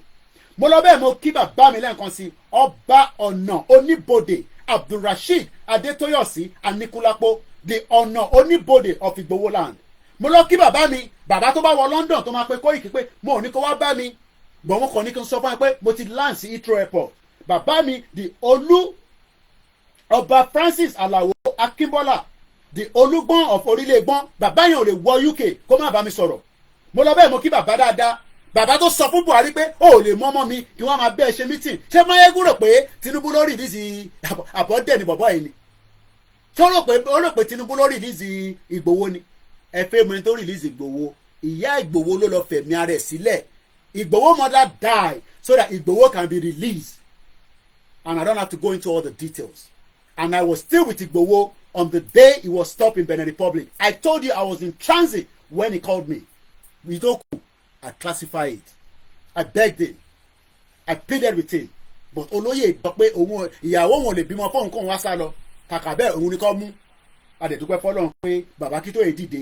Ó wá ní wọ́n fíìdì bàbá Kítóyè. Èèlò ló ń fíìdì bàbá Kítóyè. Gbogbo yín ni mo rí ẹ má bínú pé mo dárúkọ yín o. Gbogbo yín Ìfágbémilékè. Gbogbo yín ni mo rí níbẹ̀. So mo kí gbogbo alẹ́ nǹkan sí. Thank you so much. Mo kí ẹ máa bí. So mo kí bàbá mi the Olú of Orílẹ̀ Kemta His Royal Majesty Ọba Adétòkunbọ̀ Tẹ́jú Oṣó. Only you cannot hold Igboho and be asking me to come in a meeting in Abuja. It's not possible. How can you hold Igboho and telling me to come for a meeting? Kò possible. Mo kí bàbá wa Ọba Francis Alao Akínbọ́lá the Olúgbọ́n of Orílẹ̀-Ègbọ́n mo kí wọn. Mo kí ọba Gbọ́láhàn Timson. Àwọn ni wọ́n ń ṣe káràmásìkì pé kó bá gbogbo àwọn ọba sọ̀rọ̀ kó lè come together. Mo máa fẹ́ gbàgbé bàbá wa yìí the His Royal Highness Ọba Ọlátúndé Ògíní the Ológbòdò of Ògbòdò Ìjẹ̀ṣà. Bàbá yẹn ló ní wọ́n ní wéèrè sójà lòun tẹ́lẹ̀ àwọn yẹn mọ Ìgbòho dáadáa sójà tó bá mọ Ìgbòho ó kù díẹ̀ bọ̀ kò ń ṣe nínú protest ẹ má bring Ìgbòho sínú protest. Olóyè Igboho is not involved in the protest and he has not condemned anybody to go out for the protest. What he's saying is that he believes that the protest should have not been the protest if everybody have agreed with him that self-determination was the way out. And if you want to protest, go and protest. Nobody's holding anybody's back. So let's now read this statement and then we will continue with the program. Ó dà pé gbomi dé àbí ẹ̀yẹ́ kí sáré momi kí tó kà. Mo kí gbogbo yín náà ni mo rí. We are multitasking everywhere tẹ́ bá ti feel comfortable gbogbo platform ni mo ń ṣe double ni ẹ ṣe gan ni ẹ mọ ní ẹ fọkàn èmi mo ò sí lẹ́nìí ṣe fẹ́ mọ̀ pé ìgboro ni mo wà ìgboro tí mo wà yẹn mo sáré bọ̀ nílé padà ní pé ta lòun ta ni Máyégún pẹ̀lú Koikimedia wọ́n bíbà bẹ́ẹ̀ da èèyàn mélòó ló mọ Máyégún àti dábàá fi sọ̀rọ̀ àwọn ò fi pọ́nra wa lẹ́nìí ta ni Máyégún èmi gan bàbá mi wọ́n mọ̀ ta ló mọ bàbá ẹ̀ ẹni kó sọ orúkọ bàbá ẹ̀ èwo náà máa ń sọ sórí ẹ̀ àwa wọ́n mọ̀ àwa ni èmi ti gbórúkọ bàbá tèmi kọjá ibi tí òbí gbede òbí ń fi orúkọ bàbá tèmi kọrin ni èmi forúkọ bàbá tèmi mo fi ń promote Yorùbá nation èmi ò fi owó fi èmi ò ṣe pánkì ò mọ ibi tó wà bẹ́ẹ̀ ló ń bá bó ṣe ń bá Simon Ekpa jà náà nìyẹn ọmọ àlè yẹn ó bá Simon Ekpa jà ju bó ṣe yẹ lọ bó ṣe wà yẹn.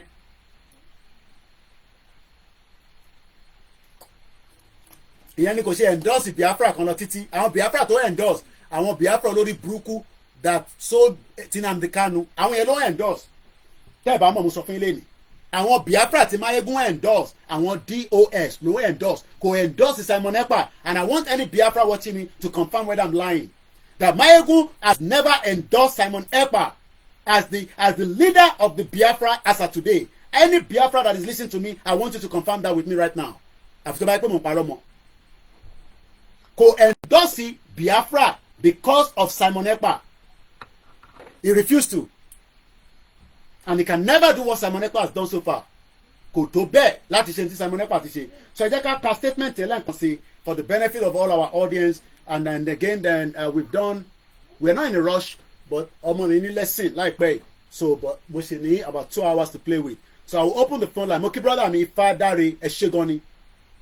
Àwọn ọmọ Yorùbá tàtà. Àwọn ọmọ Yorùbá tàtà. Ẹ fẹ́ condemn Igboho. Ta lẹ́yìn tẹ́ fẹ́ condemn Igboho. Yorùbá jókòó sórí social. Tí bá ní kí Igboho kó máa bọ̀ ní London nísìn kájọ jókòó sí bíbá gbogbo social media máa dàrú ni. And it's coming in October 10. Tẹ́ ẹ báyìí ti gbọ́. October 10 Igboho ń bọ̀ London. Àdèmá ṣe rally. Bẹ́ẹ̀ ni mo lẹ́gbọ́ lẹ́nu mi yẹn. October 10 ẹ lọ máa múra sílẹ̀ gbogbo ẹni tẹ́ wà ní UK àti ní gbogbo borderline. October 10 Igboho máa ti wà ní London. Ibi bẹ́ẹ̀ ló ti máa celebrate birthday lágbára Ọlọ́run. Only 150 ticket péré ni fáwọn tó máa bá jẹ dinner. Ẹni tó bá fẹ́ gba jẹ dinner ẹ máa ra ticket ní £100. Ó wọ́n tó jù bẹ́ẹ̀ lọ. It's only 150. Tẹ́ bá fẹ́ tètè yá kùn sí mi nísìn nítorí pé kí ni? You okay? Let them play outside now. Just open the door. Let them. It's even oru igan fẹ́ ṣèyàn léṣe mi gan mo ń rọ́jú níbí báyìí. Ẹ má ti pèsè ẹjọ́ mo bẹ̀ yín ni. Ẹ má ti pè rárá. Ẹ má ti pè mo bẹ̀ gbogbo wa ni mo bẹ̀ yín. Ẹ má ti pè. Ẹ sì ṣe sùúrù díẹ̀. Ṣẹ́gbọ́ nígbà tí mo pe Igboho lẹ́ǹkan ó ní I am inside the bathroom. Very very honest man. Ìyàn kan wá jáde wá ń sọ pé kinní kan. Mo kí brother mi Gani Alágbàlà.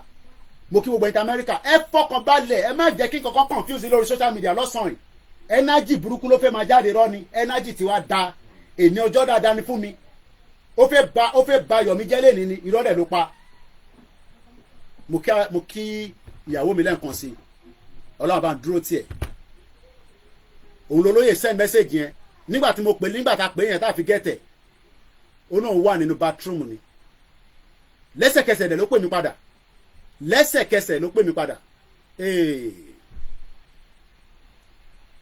lẹ́sẹ̀kẹsẹ̀ mo ní pé kó má pè mí I am not competing with the wife neither am I competing with the children but mo yàtọ̀ sí.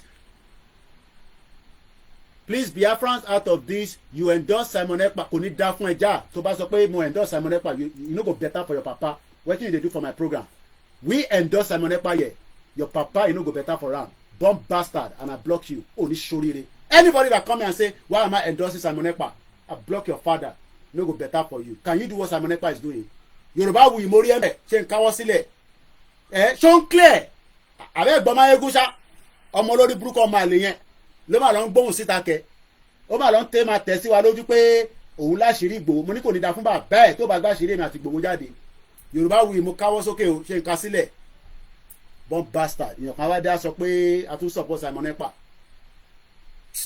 October 10 150 ticket ní £100 but ní rally ọ̀fẹ́ ní rally ẹ pàdé Ìgbòho ní rally kò ṣe dandan o rẹ̀ lè mọ́ rẹ̀ wá pẹ̀lú 1 ticket ẹ̀rọ ẹ̀wà tọ́lẹ̀ 150 ní ticket ẹ̀rẹ̀ ti ń lọ very fast so ẹni tó bá fẹ́ ra ticket ẹ kàn sí àwa media Mayegun ṣó ń gbọ́ Ìgbòho ń bọ̀ ìtẹ̀ bá fẹ́ ṣe ní kẹ́ tètè máa prepare ó ń bọ̀ ó máa wọlé ó máa gbórí wọlé ṣẹ̀bẹ́ rí nígbà tí mo lọ bá ní Stansted ẹni kò lè wọ London kò ní dá fún gbogbo yín Ìgbòho tó ti ń travel kí bá bẹ́ẹ̀ tó máa travel idiot all over the place àfi tó bá yẹ pé mọ̀mísí tèmi náà kò ń ṣe lára fáǹsẹ̀ tó wá ń jáde nísìn ṣé mọ̀mísí tèmi náà dá lára 40 million tó gbóhùn sókè nísìn mo rí ẹ̀bẹ̀ ìmọ́lẹ̀ Yorùbá mo kí gbogbo àwọn ọyọ́ tèmi mo jẹ́rìí Yorùbá wuyì ó máa fún tán délẹ̀ ni a máa jáde fún ẹ délẹ̀ ìyàn mélòó ló ní lọ́wọ́ ìyàn mélòó ló ní lọ́wọ́ mo tún sọ fún ẹ Mayegun táwa bá fèdì díẹ̀ kọ́ lọ kéde ẹ̀ máa dèwọ́ èdè òde àwa níbi táwa wà. bẹ́ẹ̀ ni kí ló sọ kí ni eléyìí sọ kò ní da fún bàbá bẹ́ẹ̀ ta lélẹ̀ kò ní da fún bàbá bẹ́ẹ̀ bó ṣe sọ pé rọ́là ń pa tí Barack Obama bá fẹ́ ṣe dínà ọmọ ẹ̀dá fi ń lọ jẹ dínà pẹ̀lú ẹ̀ you no go better for your papa ẹ̀yin olórí burúkọ máa lè olè ní gbogbo wa bí bàbá bẹ́ẹ̀ náà ṣe jẹ́ olè èmi àti bàbá bẹ́ẹ̀ lólè lájọ́ ń jalè èmi àti bàbá bẹ́ẹ̀ lájọ́ ló ń jalè lálálẹ́ olórí burúkú ẹ̀yin tẹ́lẹ̀ gbórúkọ yín jáde ṣé orúkọ lélẹ̀ ṣé o lórúkọ gangan o lè fojú ẹ̀ síbẹ̀ ẹ̀yin ọmọ Yorùbá ó lò ṣì àwọn fans Máyégún you no go better for your papa bàbá yóò ní ṣoríire ẹ̀yin tẹ́lẹ̀ gbójú yín síta Ìgbòho gbójú ẹ̀ síta mo ò ní super sticker wọ́n ti yọ́ dànù ìyá kílẹ̀ kọ́ pẹ̀lú super sticker àwọn ń báṣẹ́ lọ super sticker kẹ̀ Láì Muhammed ti ní kọ́ gbé gbogbo program mi wálẹ̀ ọlá Ọlọ́run ọlá Èdùmàrè ọlá gbogbo yìí náà ni mo bá Google fan tó tán lẹ̀ mo ní jẹ́mi wà Nàìjíríà ni wọ́n fẹ́ já gbogbo program wọ́n fẹ́ já gbogbo Koikimedia wálẹ̀ ni wọ́n ti yọ super sticker ti pẹ́ àwọn super sticker kẹ̀ àwọn ní super sticker mọ́ àfi tẹ́ bá lọ sórí backup channel ẹ lọ sí backup channel WD ẹ bá mi send ẹ sí wọn. So let's read the statement once again. tó bá talk if you sit down here and say Simon Ekpa kìnnìkan we are not interested ọmọ máa block ẹni o gbogbo yẹn bá jẹ́ Yorùbá gan. a ní afẹ́ gbogbo nǹkan tó máa gbóná gbogbo tó máa gbóná lèmi gbàdúrà látijọ́ ẹ̀ àdúrà kó gbóná wòtòwòtò wòtòwòtò wòtòwòtò wòtò airborne wòtòwòtò wòtòwòtò wòtò Nàìjíríà wòtòwòtò ẹ lọ́wọ́ program tí mo ṣe lánàá mo farabalẹ̀ ṣé ni yes kò ń ṣe Tinubu ló dá problem sílẹ̀ but he is part of the problem òbóun ló lọ gbé Buhari wá Tinubu ló lọ gbé Buhari wá náà òun ló fi àkóbá sí wa I'm telling every Yoruba today Tinubu is an impediment to Yoruba people problem ló jẹ́ fún wa kàlélẹ̀ tó ń sọ pé all this is not needed èpè ló fẹ́ gbà ọ́ tẹ́ bá tún rewrite again number one mo mọ orúkọ ẹ ṣé orúkọ ẹ ní a show time what is your real name kí lorúkọ yín gangan kí lorúkọ ọmọ Yorùbá lorúkọ yín ẹ sọ pé this is not needed all the time tó bá tún right rẹ̀ máa block ẹ̀ dànù èmi ò ní the followers mọ́ èyí tí mo ní Ọlọ́run ti fi kẹ́ mi o Ifágbémi lékè bá jókòó sí bíbáyìí tí bá ní £100 màmá ti máa pè máa sọ fún mi pé ànídìgbò ilé ní this time o èèyàn discredit olóyè Ìgbòho ṣé wọ́n lè discredit bàbá ẹ̀ kó má sọ̀rọ̀ ọmọ take time o mo dẹ̀ mọ orúkọ gangan mo need torí kò sí tó kàn mí pẹ̀lú ace time most of you tẹ wà lábẹ́ fake name ìgbà tí gbójú jáde ọmọbìnrin olówó gbójú jáde gbogbo wa ń gbójú jáde gbogbo wa gbójú jáde àwọn èèyàn lórúkọ gangan ó wá síbẹ̀ wọ́n sọ pé this is not needed ọmọ take time lórí platform yìí o a máa ń ṣépè fún bàbá yẹn a dẹ̀ máa ń ránṣẹ́ sí màmá yín náà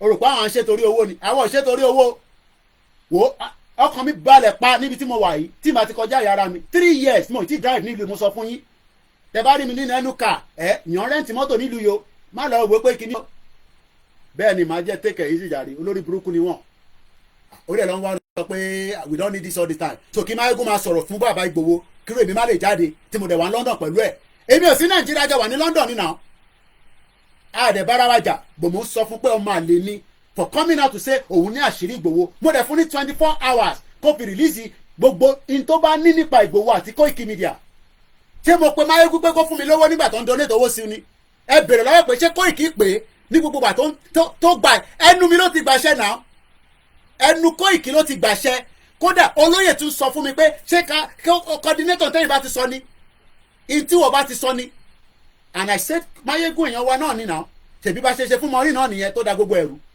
tíyẹn sọ pé mò ń tọwọ́ bọ̀ òun nídìí àwọn bọ́ bastard gbogbo ẹ̀ náà after 3 years nísìn ṣé gbogbo ò tí clear for everybody báyìí nísìn gbogbo ẹ̀ ti clear for everybody now bẹ́ẹ̀ni ẹni tó ní respect fún bàbá Akíntóyè ìyàn kan wá síbẹ̀ sọ pé ká ṣe sùúrù pẹ̀lú Máyégún àbógun fẹ́ wọlé pa ẹni ẹ̀gbọ́n kan tó ń sọ ni òun fún bàbá Akíntóyè lówó oúnjẹ kò ní da fún ẹ bó ṣe ń fún ọ lówó oúnjẹ yẹn náà ò ní ṣoríire pẹ̀lú owó oúnjẹ yẹn ẹ̀yin tẹ́ wà níbẹ̀ ẹ ká gba call àbí ẹ ká gba call so ẹ padà sórí broadcast gangan lọ́hùn àwọn ọ̀fà followers ìta ti ní kọ́lọ̀ fàdùbáríkà sí ni à ń ṣe fídíò tó ń trend Koiki ò ní sọ̀rọ̀ níjọ́ kan tó má trend ní gbogbo Nàìjíríà títí dé gbogbo àgbáyé agbéra wa sílẹ̀ ni arẹra wa sílẹ̀ ni sọ Máyégún fúnra rẹ̀ sílẹ̀ gbogbo wings tó níyẹn crowd mélòó ló ní òforúkọ lóyè ní crowd ni ṣèyí tẹ́wà ní bíbá ẹ padà sórí main broadcast tó ń lọ lọ́hùn ká lè gbà kọ́ ẹ ṣe gan ni ọmọ take time àpọ́nlé là ń pọ́ àṣẹ àpọ́n ilé o bá dẹ̀ ní ká má pọ́n ilé mọ́ ká má pọ́n ilé mo jẹ lábẹ́ ni o send owó sí mi ni owó tó gbà yẹn o send ẹ̀ sí mi ni o dẹ̀ send ẹ̀ sí wa àti iná náà nìyẹn máa sunkún sábọ̀ náà ẹ jẹ́ ká gba kọ́ àwọn èèyàn ń bínú wọ́n ní Koiki fún aláyè náà kí ló ń ṣe wọ̀ bọ́ọ̀ì ó yẹ pé wọlé máa pè tó bá ti mọ studio number ok ẹ jẹ́ káwọn ọmọ ìṣeré níta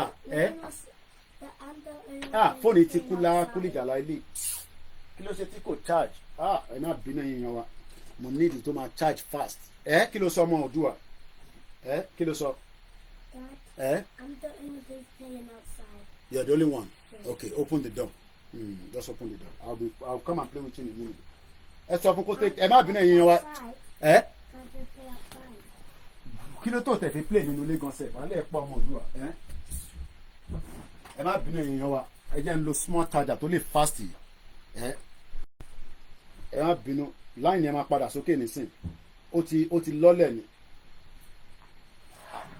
Ìyàn kan wá ń sọ pé kinní kan òun disrespect bàbá Akíntóyè mo dákẹ́ ní gbogbo táàmì ẹ̀ náà a lè settle amicably tension to high wọ́n fẹ́ fi orúkọ Ìgbòho wọ́n fẹ́ fi stop èmi fẹ́ kí tension high ní Nàìjíríà ẹ má máa ní ká slow down ẹ farabalẹ̀ game tó fẹ́ play náà nìyẹn so ká jáde nísìn ká máa fọwọ́ ra lórí so that àwọn ọmọ tó fẹ́ jáde ẹ jẹ́ kó jáde Ìgbòho ní kéèyàn kan má jáde ẹni tó bá fẹ́ jáde kó jáde bẹ̀rẹ̀ má lo orúkọ Yorùbá nation ní tàn sọ fún yín nìyẹn ṣé ọmọ Yorùbá ṣé Nigeria exist mọ́ ni Nigeria still exist now Nigeria is still a country so if anybody wants to protest Ìgbòho ṣe kẹ́lọ́ protest but ẹ má forúkọ wọn sí láàrin ṣe má sọ pé tension yẹn gbọ́dọ̀ high ní Nigeria tension ò high lọ́dọ̀ tiwa àwa ọmọ tá à ń ṣe tension ò high lọ́dọ̀ tiwa bí a lọ́dọ̀ tí ló ti ń high so kéèyàn jáde kó máa mọ tó ń pè ní discredit ni ṣé mo lè discredit orúkọ dáàdi yín nísìn kẹwàá sọ pé kinní kan ni ṣe yẹ ká gba àwọn kọ́ọ̀ tó ti wọlé tẹ́lẹ̀ ẹ má bínú èèyàn wa so ká gba àwọn kọ́ọ̀ tó ti wọlé ká pè wọ́n padà so tètè bá mú máyégún èdè òmù àwa ẹ̀yin tẹ́ bá fẹ́ jáde ní next week Ìgbòho ní kẹ́ má jáde tẹ́ bá fẹ́ jáde kẹ́ jáde bọ̀kọ́ wá sọ pé Ìgbòho ní kọ́ má jáde kò ní da fún Vanguard gbogbo àwọn tó wà níbẹ̀ wọ́n ní soríire bomb bastard ni wọ́n so ẹni tó bá fẹ́ pè kó pè wọlé so ẹni tó bá fẹ́ pè kó pè wọlé fóònù yẹn ó ti bẹ́ẹ̀ bí ó ń gbóná ní gbogbo ẹ̀ ló ń ṣe but let's hope that we can get calls out of it. Mo kí gbogbo alẹ́ nǹkan sí ẹ̀yin ọmọ Yorùbá àtàtà ẹ jẹ́ ká fọkàn balẹ̀ nọ́mbọ̀ ẹ jẹ́ ká gbé kọ́ọ̀lì náà. So mo kí gbogbo alẹ́ nǹkan sí Yorùbá nation is an ongoing movement and nobody can stop it and nobody can end it. So let's do something because ibi tí fóònù yìí wà kò charge dáadáa so mo need it only I need a charger that can fast charge it very well so ẹ jẹ́ kí n move something around ẹ jọ̀ọ́ má bínú sí wa because if not I really enjoy program yìí báyìí so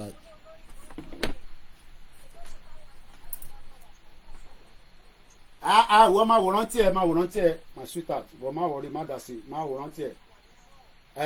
Ó ti a ṣe ìbá ti afúnláyè tán náà ló ṣe lẹ́nu ẹ̀ ṣe ń yọ́bọ́yọ́bọ́ àwọn ṣàfihàn wọn ṣe ìyàwó mi ló ń sọ̀rọ̀ yẹn má wọrí tiẹ̀ má wọrí wọ́n má wọrí nígbà táwọn àwọn rìkọ́ọ̀dì ni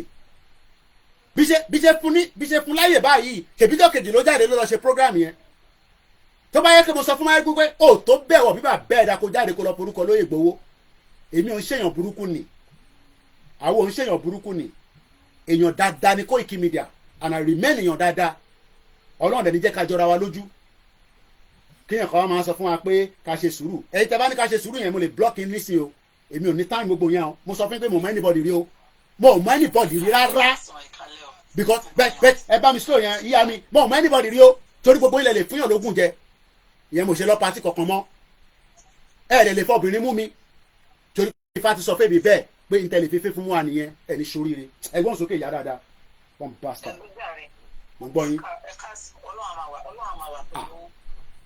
àmì Ọlọ́run.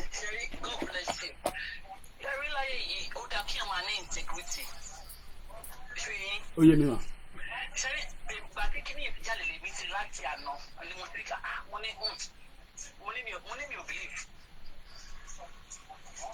mo ní mi ò believe statement yẹn pé well mo ní mi ò believe ṣá wọ́n fi àbọ̀jọ orúkọ Ìgbòho ni àbí ìkọ̀kan Sherry, Ọlọ́run tún máa bẹ̀rẹ̀ fún wá pẹ̀lú Ìgbòho more.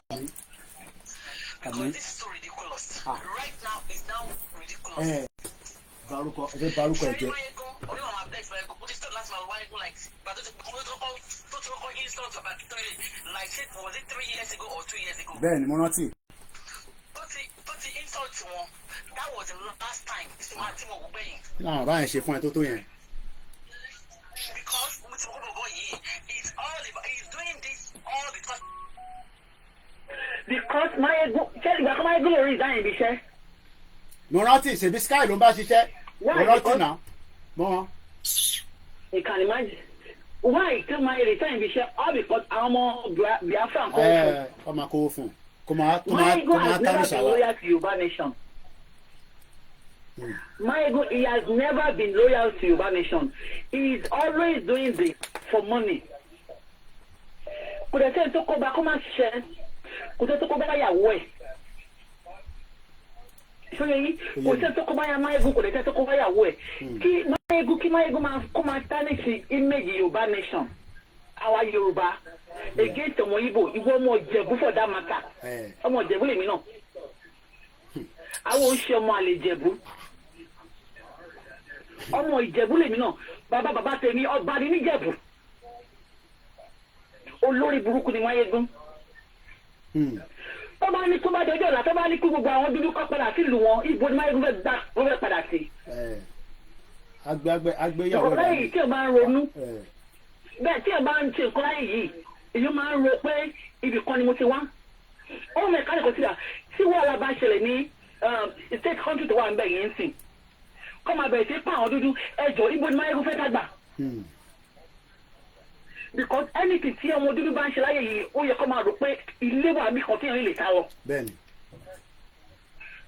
Bí nílẹ̀ Yorùbá ṣe wà ń bẹ̀yẹn lẹ́ni ìjọ ìṣe ìdánilọ́ba yẹ pé ilẹ̀ Yorùbá ò dá lẹ́ni tí gbogbo ata wà nílùú òyìnbó sẹ́ẹ̀lì ti máa ṣẹlẹ̀ lẹ́ni gbogbo wa ẹni tó ní pálí náà gbogbo wa máa gbọ́ pálí wa máa sápadà sí Nàìjíríà ni.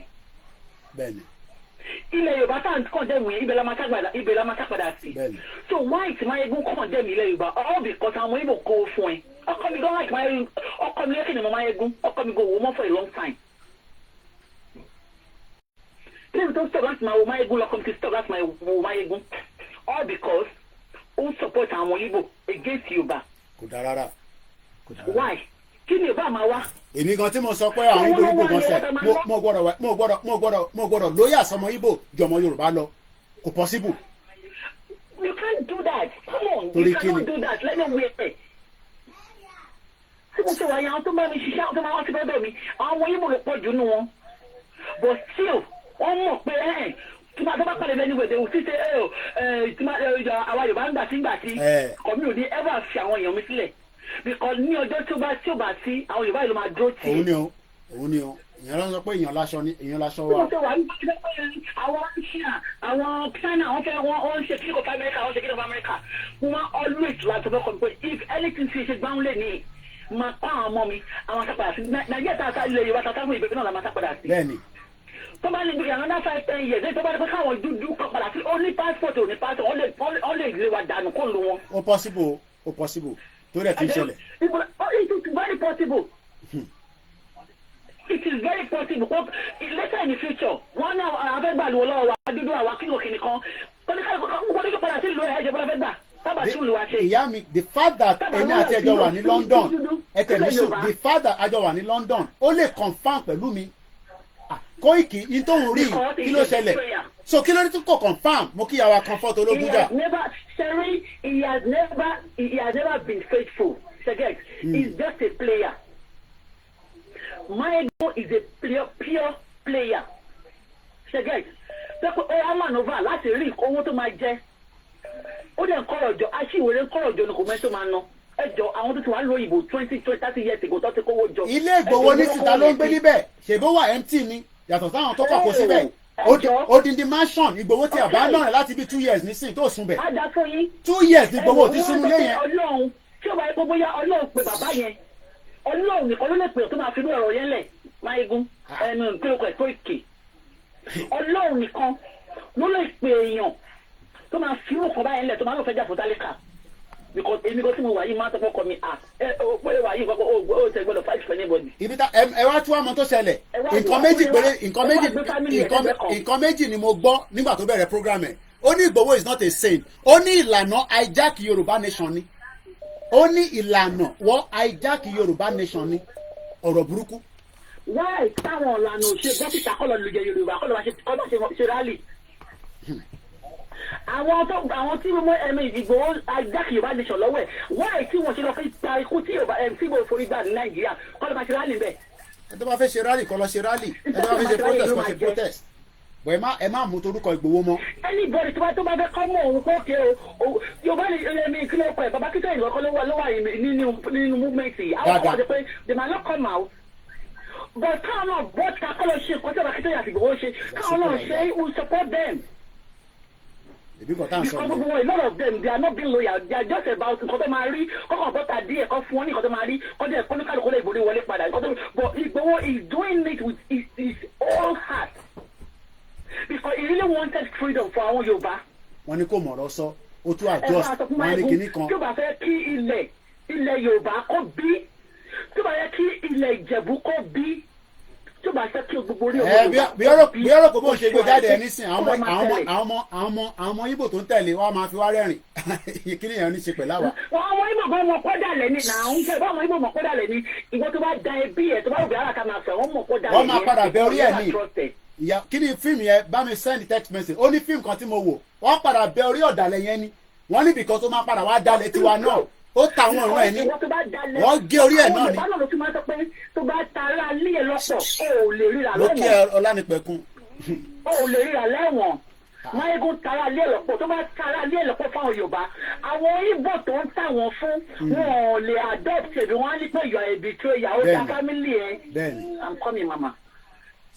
ó máa tẹ́lẹ̀ kó da family ẹ̀ tó di ẹ̀fọ́ àwọn ọgbọ́n olè accept ẹ̀ nǹkan tó bá sọ́dọ̀ wọn ló máa dà wọ́n. bẹ́ẹ̀ ló ṣe máa rí gangan náà nìyẹn nítorí máa ń lọ ṣe náà nìyẹn. ó máa dà wọ́n nǹkan tó ní òṣè pé nìyẹn máyégún lè bímọ sílẹ̀. ẹni bá ti bímọ sílẹ̀ láyé ó máa ń bí ẹ̀sán. kájọ máa wòran ìjà tó fẹ́ lómi láyé ṣégun nìyá mi ẹ bá ń kí àwọn ọmọ ọdún wa bẹ́ẹ̀. intan sọ ní bíbá mo fẹ́ ká mix it up ẹgbọ́n kan tí máyégún kan síta some few hours ago ká tó gba the next call Sunday Igboho don cast. But Sunday Igboho don't care. It is time to expose the mofo. Boko Haram was right. One regret I have. Tani right tó ní tó máa sọ pé Sunday Igboho don't cast. Èló ló fẹ́ fi cast. No. Casey. Kele on ṣe misunderstanding. Máyégún wà ní UK pẹ̀lẹ́ mi. Ṣé bẹ́ẹ̀ yín ṣe wà Nàìjíríà gan-an pè mí tí mo ń gbé kọ́ọ̀lù yín náà. Ẹ má wà carried away. Ọ̀dàlẹ̀ ni ó wà ní UK pẹ̀lẹ́ mi níbi àjọ ń gbé ní UK ni distance tó fi ń gbé tó bá ti bá wọ bọ́ọ̀sì lálẹ́ máa dọ́dọ̀ Máyégún láàárọ̀ la wọ́n wá release statement ó wá lo statement yẹn ó wá lọ post ní 5 hours ago Sunday bí a kì í fi wọ̀nyí ní background ó ní Sunday Igboho ó ti cast it is time to expose the mofo ẹ̀yin wá sọ pé Yomi try to understand each other ṣé mo sọ pé ṣé mo jáde báyìí rí láti wá attack ẹ̀ ni ó tún máa lọ tán ó tún wá tún post another one today I will tell you why this betrayer ó pe olóyè Ìgbòho ní betrayer ẹ má yẹ ká bára yín jà mọ́ anybody rí o ó sọ pé olóyè Ìgbòho betrayer ni ṣé betrayer lẹ́yìn ẹ bá máa pè mí náà ní betrayer náà so tó bá ti pa èmi àti olóyè sínú ilé ní July 1st bẹ́ẹ̀ ṣe máa sọ pé betrayer wa náà nìyẹn pé ṣèbí wọ́n dáwó rédíò sí lọ́wọ́ ó ti ná ṣèbí wọ́n dáwó kinní kan sí Ìgbòho lọ́wọ́ ó ní mò ń bọ̀ Mr. Adam ó ní today I will tell you why this betrayer sellout was pardoned by Talon but wọ́n fẹ́ yẹ ká sọ̀rọ̀ ni kódà àwọn èèyàn sì ń surprise pé olóyè sì lè wọ London wọ́n sì ń surprise pé ó lè padà sí Germany ẹ fẹ́ ká sọ̀rọ̀ ni mo dẹ̀ ní láti sọ gbogbo ẹ̀ torí bọ́n bastard lẹ́yìn tẹ́ bá fẹ́ ká sọ̀rọ̀ yẹn ta ló sọ pé kò sí volume ìyàwó Elizabeth ẹni kò sí volume kẹ̀ volume wà rẹpẹtẹ ẹgbọ́n sókè Mr. Adam ṣẹjọ mo fẹ́ ká mix ọ̀rọ̀ tó wà lẹ́ rárá ó ń polóyè ní betrayer tó bá ti polóyè ní betrayer lèmi náà so kí ni mo wá ń jókòó sí bíbáyìí fún ẹ wà careful gan kí ni mo ń ṣe ẹ̀sùn fún kí ni mo ń ṣe wàhálà fún ẹ fẹ́ ká sọ̀rọ̀ ni kò ń ṣerú ọjọ́ ẹ̀nì mo ní kò ń ṣerú ọjọ́ ẹ̀nì tá a bá débi tá à ń lọ tán ni màá lè ṣe program pé yes o níjọ́ báyìí déètì báyìí ẹ ṣe sùúrù gan ní last week ìyá kan sì pè mí mo sọ lórí program náà ó náà muslim nìyá yẹn náà ń rí ní orúkọ Ìgbòho wọn ń gbé wá síwájú òun pé Ìgbòho máa kú ìyá yẹn ò rí Ìgbòho tó fi lọ ṣe gbogbo tó yẹ kó ṣe she's a muslim ní UK ní bíbá ẹ̀wọ̀n ìyàn kan wá jáde ó sọ pé betrayal ni so tí Ìgbòho bá ti kú nísìnyí bẹ́ẹ̀ ṣe máa sọ pé betrayal náà ni wa ọmọ ẹ ṣe sùúrù díẹ̀ o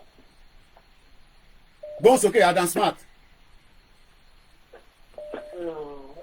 tó bá ń sàtòhùn wọ̀ sàṣẹ́ mi o mo dẹ̀ ń ka gbogbo comment tó bá ka comment òfin kan màá block ẹ̀ dànù ni wàá lọ máa wò mí nígbà tó bá ti parí program ni mo mọ anybody rí o gbóhùn sókè. lọ́wọ́ táwọn báyìí kó má jẹ́ nìkan ni wọ́n kàn dárúkọ ẹ̀ lásán ẹni tó bá ti dárúkọ ẹ̀ kankan ní Yorùbá ní ìṣòro wàláì ikú gbóná ni gbogbo yìí máa fi papọ̀. Ṣẹ́dùmarè èèyàn pèèyàn ní betrayal ẹ máa sọ̀rọ̀ lọ Mr. Adam aṣọ ní background mi nísìn. ẹnikẹ́ni tó bá ti tẹ̀kì Vanguard àti The Nation gbogbo àwọn mídíà àtọ̀gbẹ́ ní Nàìjíríà ẹni tó bá ti tẹ̀kì wọn serious láyé wàláì láyé because all the people they are the same telling you lies every day because they know what to do. Like they just know exactly what you just want to get. I look at the conversation, look at everybody, all of them are full together. You have not heard this person say anything since all this while. But once they write, and ordinary write of all of this honestly, fully people under it. Just because you are just getting proud, up and down.